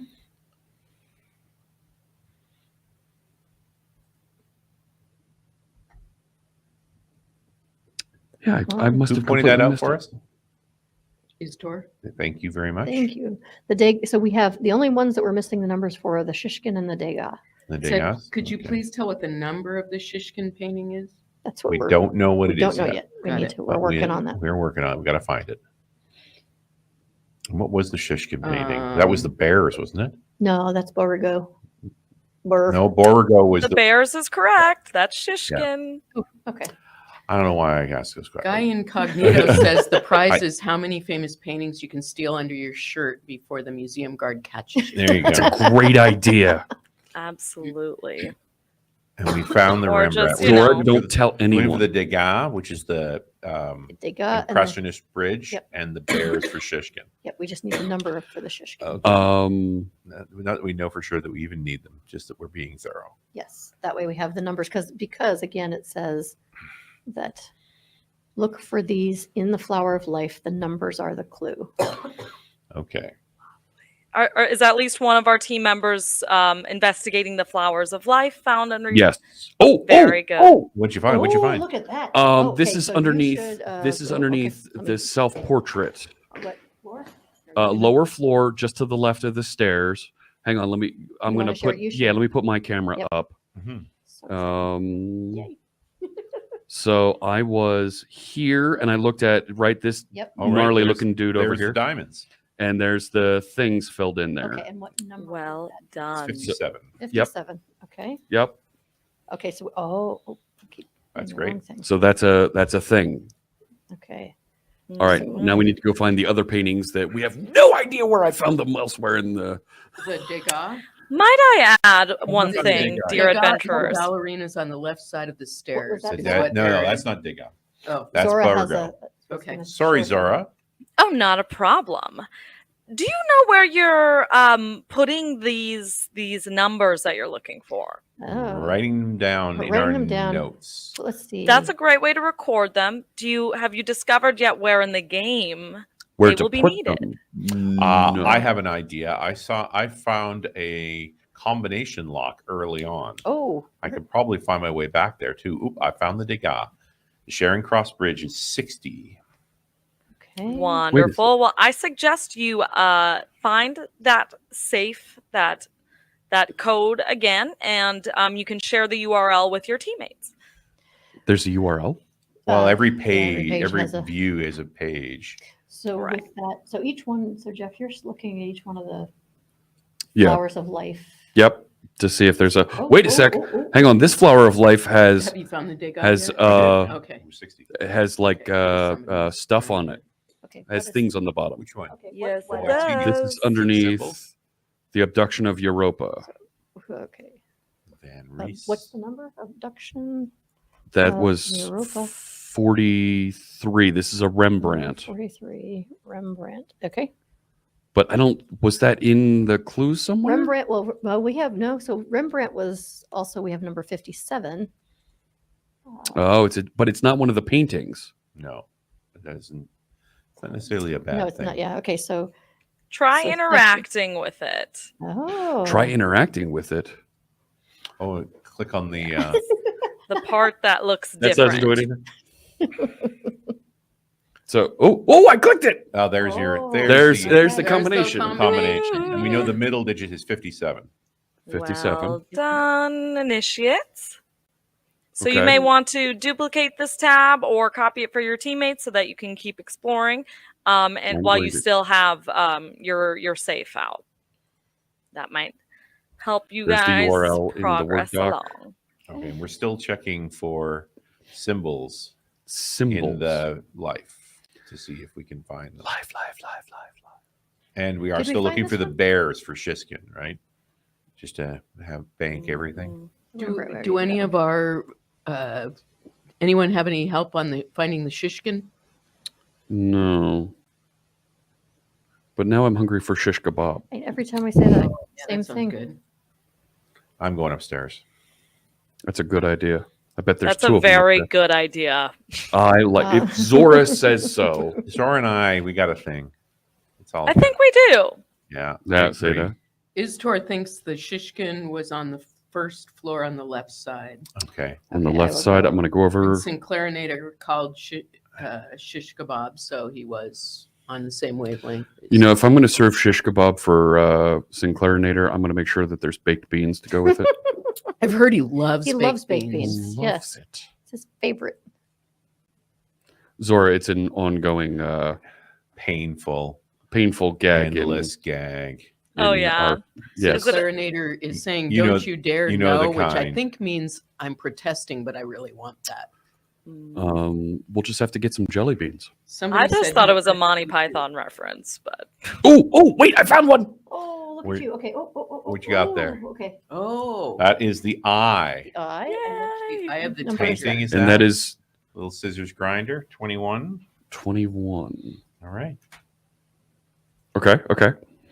good progress Eric as Ian we W come says to our it's the eye, second that's half the of the first game. number. We are Second 30 half. minutes in. Oh, no. Okay. So we have 21, 57. You guys are doing just fine, though. Okay. All So right. we're Keep not on dead looking yet. on. Not quite dead. I won't have your heads just yet. Feeling better. Do you see any of the Flowers of Life deals? I'm checking them, but you know what? And I haven't found the bloody bear. The bears are hiding out. Hey, viewers, anybody know where the bears. bear is? How will they know? They're not. They got to look from his view, I right? know, but they eye we are- Oh, wait, I'm upstairs. They do. They got good eyes. They do have good eyes. If you see bears anywhere, What's over here? That's what we're looking for. Oh, I need the go to link deal. So what if I look on this one? oh, there's the Remington. No. Every time you say Remington, I think of Remington Steel. Well, And Pierce Brosnan is happy Right. that you said that. close enough. Somebody, when you rather he was just Like, All right. How many of our team Being members do we have looking for the last symbol? I think we're I think all of us. Yeah. Okay. And also Okay, looking that's for bears. Oh, no, that's the eye. You already found Robert that. Love said that left side had the same two statues on the bottom of the flower.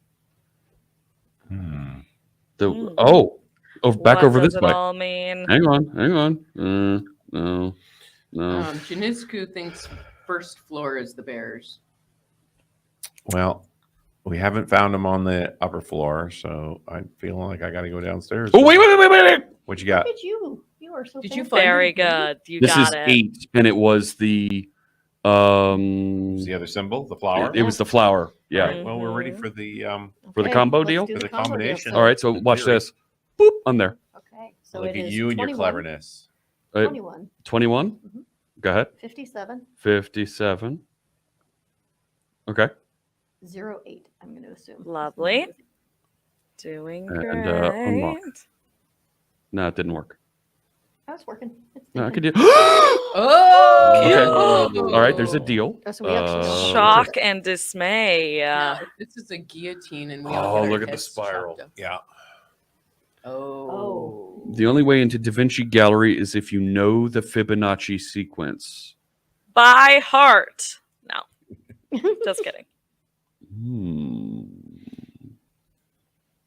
I Make sure see, to now, check I- out the second clue that is in You know that what? safe. If only there was an internet that could solve this problem for us. I keep making a joke on Twitch that folks have their handle followed by a set of 4 or 5 digits, right? And half the people are doing some element of the Fibonacci sequence.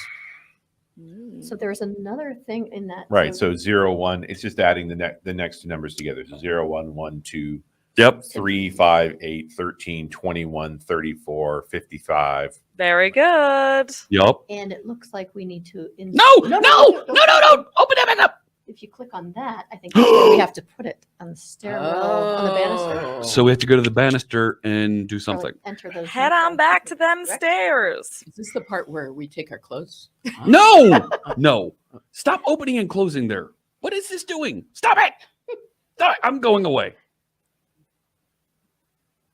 All right. So that looked like it was at the bottom of the stairs? Yep, I think so. So is that down like here? The banister on the. I would look. Yeah, I think it's that banister. There's nothing here. Nice observations. Password is lowercase and has no spaces. The artist's name. Oh, no spaces. That means it might be like somebody with 2. Or With Da Vinci. So is it Da Vinci? You can definitely try that. Da Vinci. You guys also solved the other clue that you had found in the safe. The number had been 55. Maybe that will bring you to a piece of information you need. Okay, so who was artist 55? Oh, look at that. No. The paintings are listed in order on the walls. Oh. Yes. So that may help you get there a little faster. Okay, so I'm going to go back over here to the other tab. And who's this? This is 12. That's not right. So I'm on top. So if I go down and go somewhere else, like over here maybe? Who's this? Try that. I found 50. Okay. There you go. Right direction. So if we keep going around, like down here maybe? 53. Getting there so close. You can almost 53, taste 54. it. Hey, it's this old lady guy. Yes, it is. Breton. Breton. And but it says no spaces. So I'm there, obviously- so I can. Oh, so you want me to put both names in? Jules Breton. Is it? Try Well, that. That's a safe choice to make. The artist work name. Can you share Stairs your are opening? Can you share your screen so we can cut to it? Yeah. So we can show the thing with the deal. Lovely work. You better put it At in. 35 minutes into the game, you Nice. have been able to open the secret portion of the gallery. Wait, there's Well a secret done. part of the gallery? Yeah, you just opened it.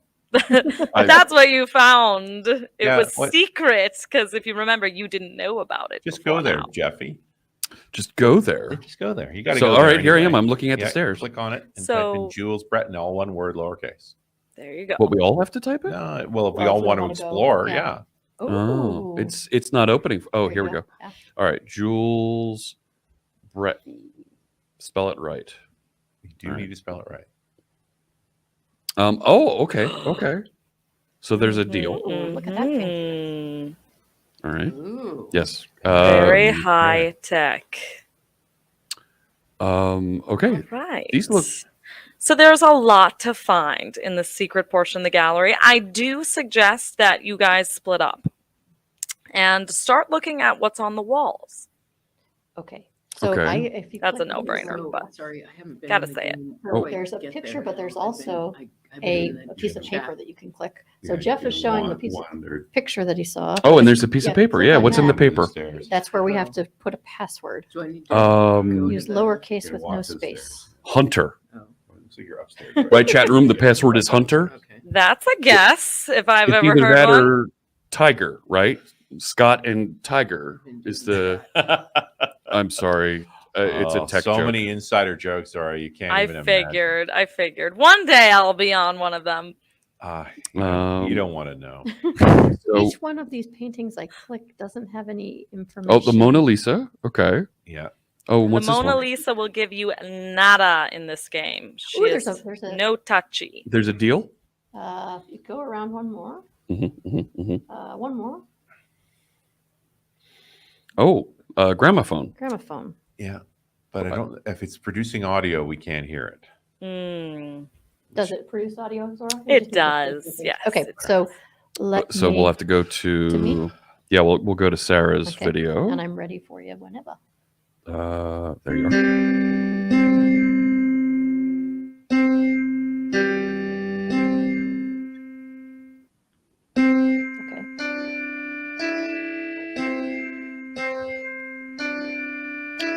Farashaka.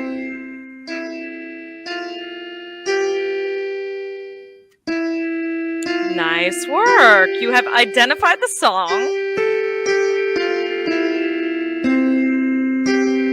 It is Farashaka. You guys got it. There you go. Okay, so then. What do we do with Farashaka? I don't know, but I just opened this in the armoire next to the. Yeah, that's what they said. Check the wardrobe. Yeah. So why the touch wardrobe? Drawings, Chest open. Yeah, it says touch drawings in the correct order. You do not have the information you need for the Yeah, I correct don't order. think we have the info for that. Okay, so I will go back to the gallery. I don't mean to rush us, but we have 7 minutes. Oh, wow. Okay. Hold on. You have 20 minutes. Well, 21 minutes before we take your heads off. But I don't know about your guys' timing. I mean, I'm assuming. How do we spell Farashaka? Do we put that in here? Farashaka is a nursery rhyme by Jean-Philippe Rameau. Wait a sec. There's a laptop deal here. Oh. It's an X-ray machine. When you hover over it, it shows what I believe is the flower of life over on the Last Supper, and then if you click on the this. There's a lot of puzzles. So you have found the maze. I suggest somebody begin working on that maze right away. It's a little extensive. You can copy and paste the image into something like Google Jamboard or another. You guys probably know the apps even better than I. And I would use that so that you can start solving that. Do you want? But I'm going to give you guys a little extra hint. If you really, really search the paintings on the walls well enough, you may be able to bypass this. Ah, okay. What is that? Okay. So what should we do with? How do you guys want to? Oh yeah. Okay. There's. I would have, if you want to solve the maze, I would have one team member work on that, so the others can keep on searching. Eric PNW said, start from the end, write the letters in the order you encounter them, then reverse. Okay, so S. I don't know why. Do you want to do the maze or? Oh, I can do the maze. You want to do the maze? You do the maze. All right, I'm going to copy the image of the maze and put it into our Word doc. Okay. I'll back out of here. Eric said, usually easier to solve a maze from the end. Thank you, Eric. It's a good tip. Because I was going to draw it with my finger. Oh, okay. So that's what we.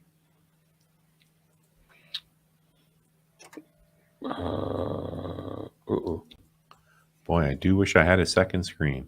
Right? There's a bunch of stuff I could do with a second screen to make my life much easier. So, I'm doing the picture comparison on one of the puzzles. Well, it's not going to be a Q, JQ. It's not going to be. Oh, there's another thing right there. There is. What design element was revealed in the X-ray of the Last Supper by Da Vinci? That was the Flower of Life. Flower of Life. Okay. I did. Okay, and that gave us to. Oh, you did. Okay. Yeah. So if I start in the middle and work out, okay. So the flower of life is one geometrical pattern. The geometrical pattern that was indicated when you hover over the laptop is it's more than a flower of life. Okay. Let's see. So seed of life, flower of eternity. Oh, because the incorrect answer. So let's see. What is chat giving us any ideas? No, sorry, I've been doing the form. Oh, okay. But let's see. Frere Jacques is also Brother John. Yep. No, nothing. There is a clue to be found that will give you the exact answer to this. I would keep exploring the paintings. Somebody solved the maze and said it's jewelry. Very good. Wow, how did they get that? Perfect. That is amazing. That's awesome. I would use that as a lead on what you're looking for in your painting. Okay. You're looking for, you start with that. And here, I'm gonna go to mine because there's a password at the bottom of it, so I can type in the password. And the person who solved the maze was Loka Samasta Sukina Bhavantu. Wow. Thank you, Loka.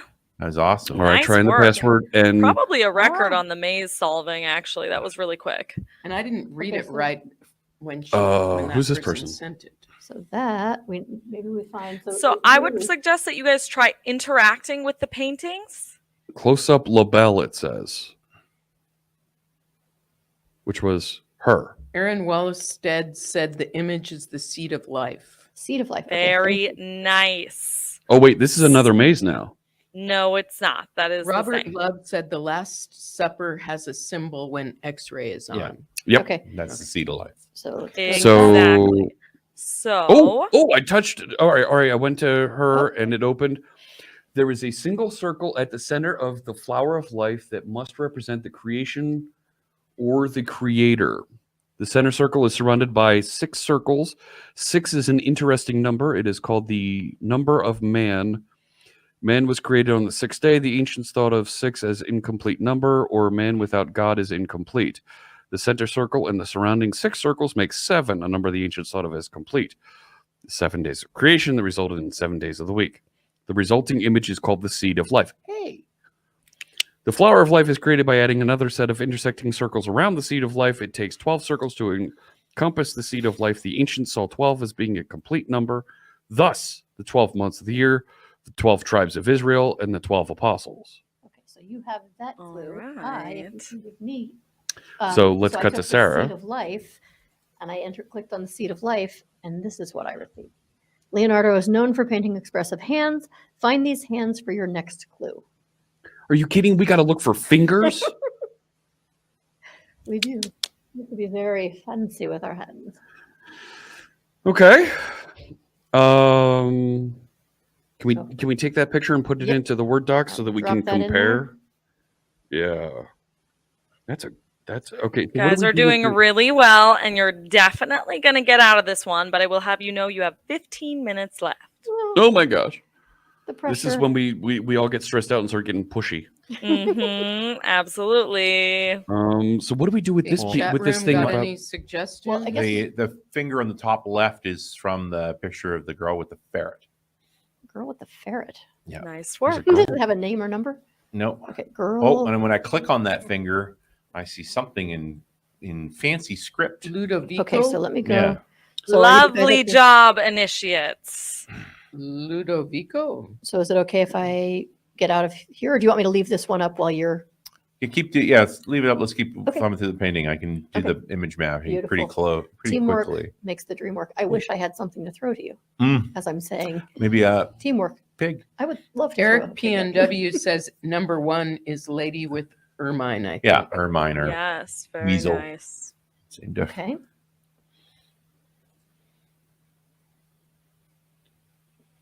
Number 4. I found Forza. Or Sforza? Very 4 is good. Virgin of the Rock. Sforza. Sforza. Which one was that? Which one number is That number was two? the top number 2. Okay, Jeff found Number 4 is Virgin of the Rocks. Mm-hmm. Did you click on it? You'll get Oh. lettering will come up. Yep. Milan? Very good. Very good. We just got to find 3. For any of you history buffs, this might start sounding familiar, actually. 3. Here, I got it. Oh, look at you. And what is this Finger is 3 is the lady with the baby next to the Last Supper painting. got it. And Duke. the word is Duke. Yep. Duke. University. Yeah, I think we've got nothing but basketball teams here. Yeah. Okay. All right, now what? Okay. I can't interact. with Leonardo this. is known for painting. Find these hands for your next clue. So we have those 4 words. Now what do we do with them? you did find something that, if you remember, had the image of inside the cabinet. Yeah. Okay, I'm going there, people. Not as far as that. It was one of the first things you found in this room on one of the tables. Oh, the piece of no. Yeah, there was the piece of paper on the Yeah, wall. piece of paper. Very There we go. nice. Guy Incognito said this would probably be really easy for smart people. Oh, okay. So we have a password to type in. So what were the words, Richard? Ludovico. I'll type it in. L. Should we try them all with no spaces? Yeah, 'cause that seems to be. Let me cut to Richard's screen. Can you share your screen again? I've never shared my screen successfully. Or we could. Or you go. Go ahead. You and type guys it. have 12 minutes. You ready to type? Yeah, I can. As you are deciding who will type the password. LUDO. All lowercase, no spacing. No worries. You'll be fine. Though. VICO. Pretty sure. Got it. SFOR. SFOR. ZA. ZA. DUKE. DUKE. MILAN. Okay. Try it. And it opened, and there's a thing. The women's Lovely. bathroom is under the tunnel. Beware the dragons and the painting dude. Anybody have any advice from the chat room? I'm sure they do. I think some of these chat room people are going to be really good at virtual escape rooms. Right? It said Yeah. the password with hand. I don't know what that means. And so far, You guys did the password with the hand. So, woman, Was there something in bridge, the- dragon, painting. That is what you're looking at. Woman, bridge, dragon, painting. Were those? We got to click on the paintings in the right order. Keep searching around. Oh, there it is. Okay, I'd already for pasted it. somebody, put the link some in there. things we're getting. Click these pictures in order. The woman, the bridge, the dragon, and the painting. Look for a painting with these elements. First Yep. letter of each picture. And Eric PNW wants to know what other things can we interact with. You haven't found everything in the room yet, but you have found your next step. Is it the inside the thing here? We've got this. Oh, There we go. yeah. Woman. Is there a tunnel bridge Somebody thing? says, was there a painting with a dragon?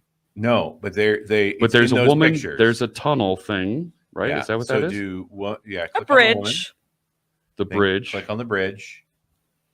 Then click on the dragon. Is that the dragon? That's this is the dragon here, right? Yep. Or no? Okay. Yep. And then Leo. Nice. Oh, I guess we're on nickname terms with Leonardo da Vinci. You know, me and Da Vinci. You guys are almost in the club. Can I I get claim it. the first four measures? No. Oh my goodness. Now there is a clue that will give you the measures to this lovely song. Right. What's the first four measures of Farajaka? Come on, music I'm buffs, help them jingling out. that. Yeah, I got Help them brute force this next puzzle rather than finding the clue that will help you. Let's see if anybody's answered it. Oh, it's test page. Mm. Are you guys cheating again? No, I'm just looking at the URL. It's The URL. I was having him drop the URL, so instead of me. Oh, typing I it see in- what you mean. Yes. Actually, our URLs are kind of all over the place. The titles of them, at least. So I'm going to go to test page 2 and see what happens. We should. So I probably need to share so we can hear it. Yes, We let's type- go okay. to you. That's a good idea. And I'm Mary so not. Chaos said GABG. Okay, let's try it. You ready? Go for it. G. G. Back down to G. Oops. Nope. Oh. Sorry, guys. How do we restart? Start it again. Let's do it again. You can G8. refresh the page. I'll refresh the page. That's a good idea. Okay.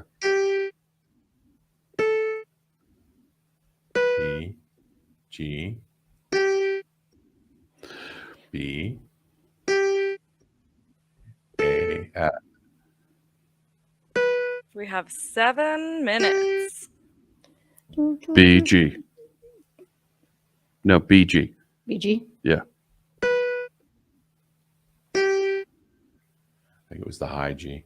Oh.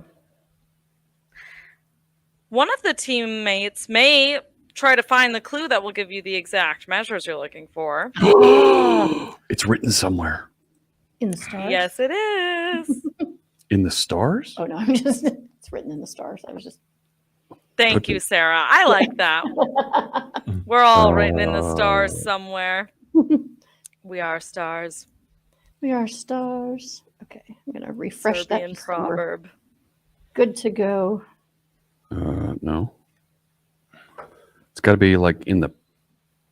Oh, what about one of these paintings So you cannot interact with the Mona Lisa, but there is a drawing that is framed on one of the walls that you can interact with.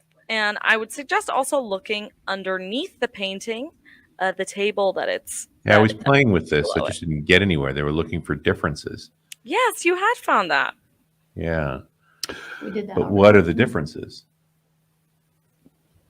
Is that a direct question? Oh, wait, for wait, me? what's this? Yeah. You found it. Okay. This was found recently. It looks like the drawing in the frame, but not completely. There's something different. Yeah. Can you find it? It's a sharp eye. When you find it, press the part that's different. Hang on. Let me put Sure. this up on the screen so Yep. so that our viewers can. I couldn't find a part that was different. So this is different from what's above it. It is different from the example of it in the drawer. Right. Then I've pulled up both and I There's couldn't see something any differences. here. Nice. Chat room Nice got any work. advice? That was quick. No, that wasn't it. What about the words on top? No, those are the same. The windows here. Or the little spires on the top? So we've got people saying CDEC, CDEC, EFG, EFG. That But then we sounds got about other- right. Okay, so what was What's it? that? Oh, no, I found it. And that was such good timing. Because Oh you my God. actually found the answer as you were also getting the answer from So chat. it's Great EFG. teamwork. No, wait. DEC. C? CDE? Oh, CDE. CDEC, No. EFG, EFG. CDEC. CDEC. Right. Yeah. EF, EFG. EFG. Oh, you're not sharing mine. I'll cut to your screen, sure. Okay. There you go. You've got Go what ahead. you need, and you guys have Okay. 4 minutes. Okay. Okay, no problem. CD. EC.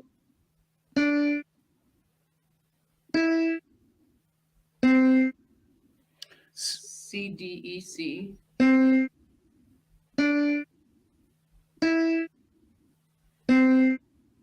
EFG. When Roger Barr said it before. Sorry, Roger, that I didn't see that. Okay, EFG. EFG again.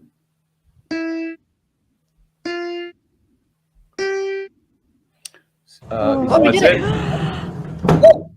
There's a thing. What's the thing? Another Well, thing. That's what a codex is. Which really means we've broken into Bill Gates' house because he owns that codex. What did I Now, for your final test of this arduous trial, what do you choose?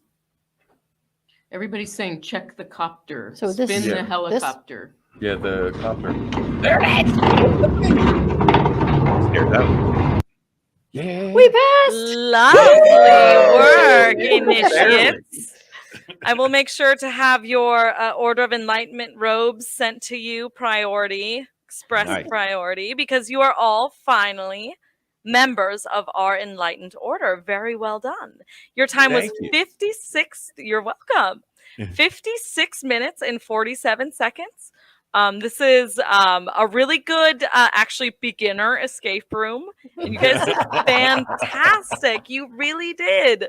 I mean, considering that, you have a whole audience watching you, you were very considerate Provided of lots of everybody. help. You were listening to your teammates. You never asked for help. I just butt in when I knew you guys were going to go way too off track. So Thanks for saving us from ourselves. Oh my God, it's my pleasure. So welcome. Does anybody have any questions or comments? What did you guys think about the room? Where was the bear painting? Where was the bear painting? The bear painting was on the second floor. Oh man. So Okay. I actually have a link for it. Nice. Yeah, we never It was did on the find it. second floor. If you I already forgot the direction, but I think you had to go to the left. And I think There it is. Morning in a pine forest. How did you guys think you did with the time, like 56 minutes and 47 I don't think we seconds? were all that fast. we weren't we weren't that fast, but we won. So Yeah, we did But you split did up it. and take on tasks separately. But I We think would have come out earlier if I had noticed Roger's yeah, comment. Roger had it solved Oh, for yeah. us. We could have saved minutes Yeah, there. sorry, Without Roger, the you're audience, the best. we would Yeah, have the struggled. exactly. The audience helped us a Yeah. lot. It's amazing how well the chat did with not being able to see what we had in front of us. That Right. was incredible. Just looking at Yeah. that screen. Yeah. So you got to Yeah. be impressed with It's the folks who always are watching. amazing. And So, considering these games are designed for 4 to 8 players, it was really beneficial to have your chat. Yeah. Oh, yeah. Because Yeah. that We was, should have help had that five, is 'cause I had basically one built in. chat. Yeah. somebody to moderate. Yep. Yeah. All No, right. you helped so much Yeah, being on top of exactly. the chat. That Very really cool. was really useful. Mhm. That was a ton of fun. That was That so was much fun. great. Yeah, thank you so Very much. fun. Yeah. Yeah. Hey, So Zora. Thank Good you work. guys. I really enjoyed Clap this. for you. There's I definitely think that you guys could try a more difficult one next time. Mhm. I know that we had talked about our pirates, our Return to Treasure Island, but you could Oh. also do Little the Louis Sherlock Yep. one. That would be maybe a little more of a challenge. And I just want to mention that you have my Sarah has my information, but Sarah knows everything. yes, if anybody's interested in booking, you can go to our website, Mystery Escape Room, and there is some information, Mystery Escape Room online. You can email us and we can help you guys book. I did want to have you know that we really, really appreciate feedback in form of Google reviews. It really helps us to develop new games and to train new guides and develop new strategies to help players like you. So I would really appreciate anything. I also get a bonus if you mention my name in the review. So we'll remember your name, Zara. thank you so much. But if there's anything else, you can reach out to me directly. Let me know. But I'm really happy that you guys had me on. Thank you so much. Thank you. Oh, this is fun. Thank It you. was great. Thank you. Thanks so much. Take care. Good luck with the rest of the conference. All righty. Thank you. Thank you. We'll Take see care. ya. Bye-bye. All right. Well, that was fun. We That was escaped. cool. That was something different. Yes. Without It a was. doubt. Yeah. It was an adventure. Let me put in our list of sponsors again. Big thanks to all these folks for their support. Make sure you check out that form that Dee Dee's been linking to in chat. Fill out that form. You can win some of the prizes from our code party here tonight. Check out the website. There's links to digital swag, a free code magazine subscription, the swag bags. There's even your chance to get involved with the Decoder Challenge that's put on by some of our sponsors that you see here. And we're going to be giving away all of those prizes at Thursday. the end of the day, Thursday. So make sure you check back to see if you won. And even if you don't check back, we will be in We touch will with be you if you reaching did out win. to you. Yes. Absolutely. Oh my gosh. We are. I think that's. I think, I think yeah. that's We- a I think code we're done. party. That's a code party. party. There's no party like a code party. That's right. Now, I want to make sure that I leave you with this as we wrap up day one here. It's not over yet. Mhm. Check this out. Our friend John Galloway has been working hard to get content lined up for the event. And you know what? We had a couple sessions that didn't quite make the cut to go live with us, but we have them available for you as premieres live on our YouTube channel. So if you're watching us on YouTube, check out youtube.com/.net, and we have those sessions are going to go live As soon as we're done here, John's going to start pushing those live. Might happen over the next 15, 20 minutes, but John's going to start making those available. They're a half hour each. We've got a handful of them that are going to go live for you to tune in and watch. And if you don't make the premiere, that's okay. They'll be available going forward, but we've got more great content, another 2 hours of sessions that you can watch now or catch up with tomorrow. And we'll be back tomorrow. 8 a.m. Pacific. Bright and early with advanced .NET topics. Yeah. So I'm going to be drinking tea early tomorrow. Yeah, we've got things like C# 11 and a panel discussion with our .NET architect The team. architects. And we'll be taking your questions via the chat, and I'll be sharing them with all of the great speakers we've got for tomorrow morning. We'll see you there. So thank you so much for joining us for day 1 of .NET Conf. That's all for now. To all of you out there, hope you have a fantastic evening, morning, afternoon, whatever time it might be in your part of the world. And we will see you for day 2 tomorrow. Take care.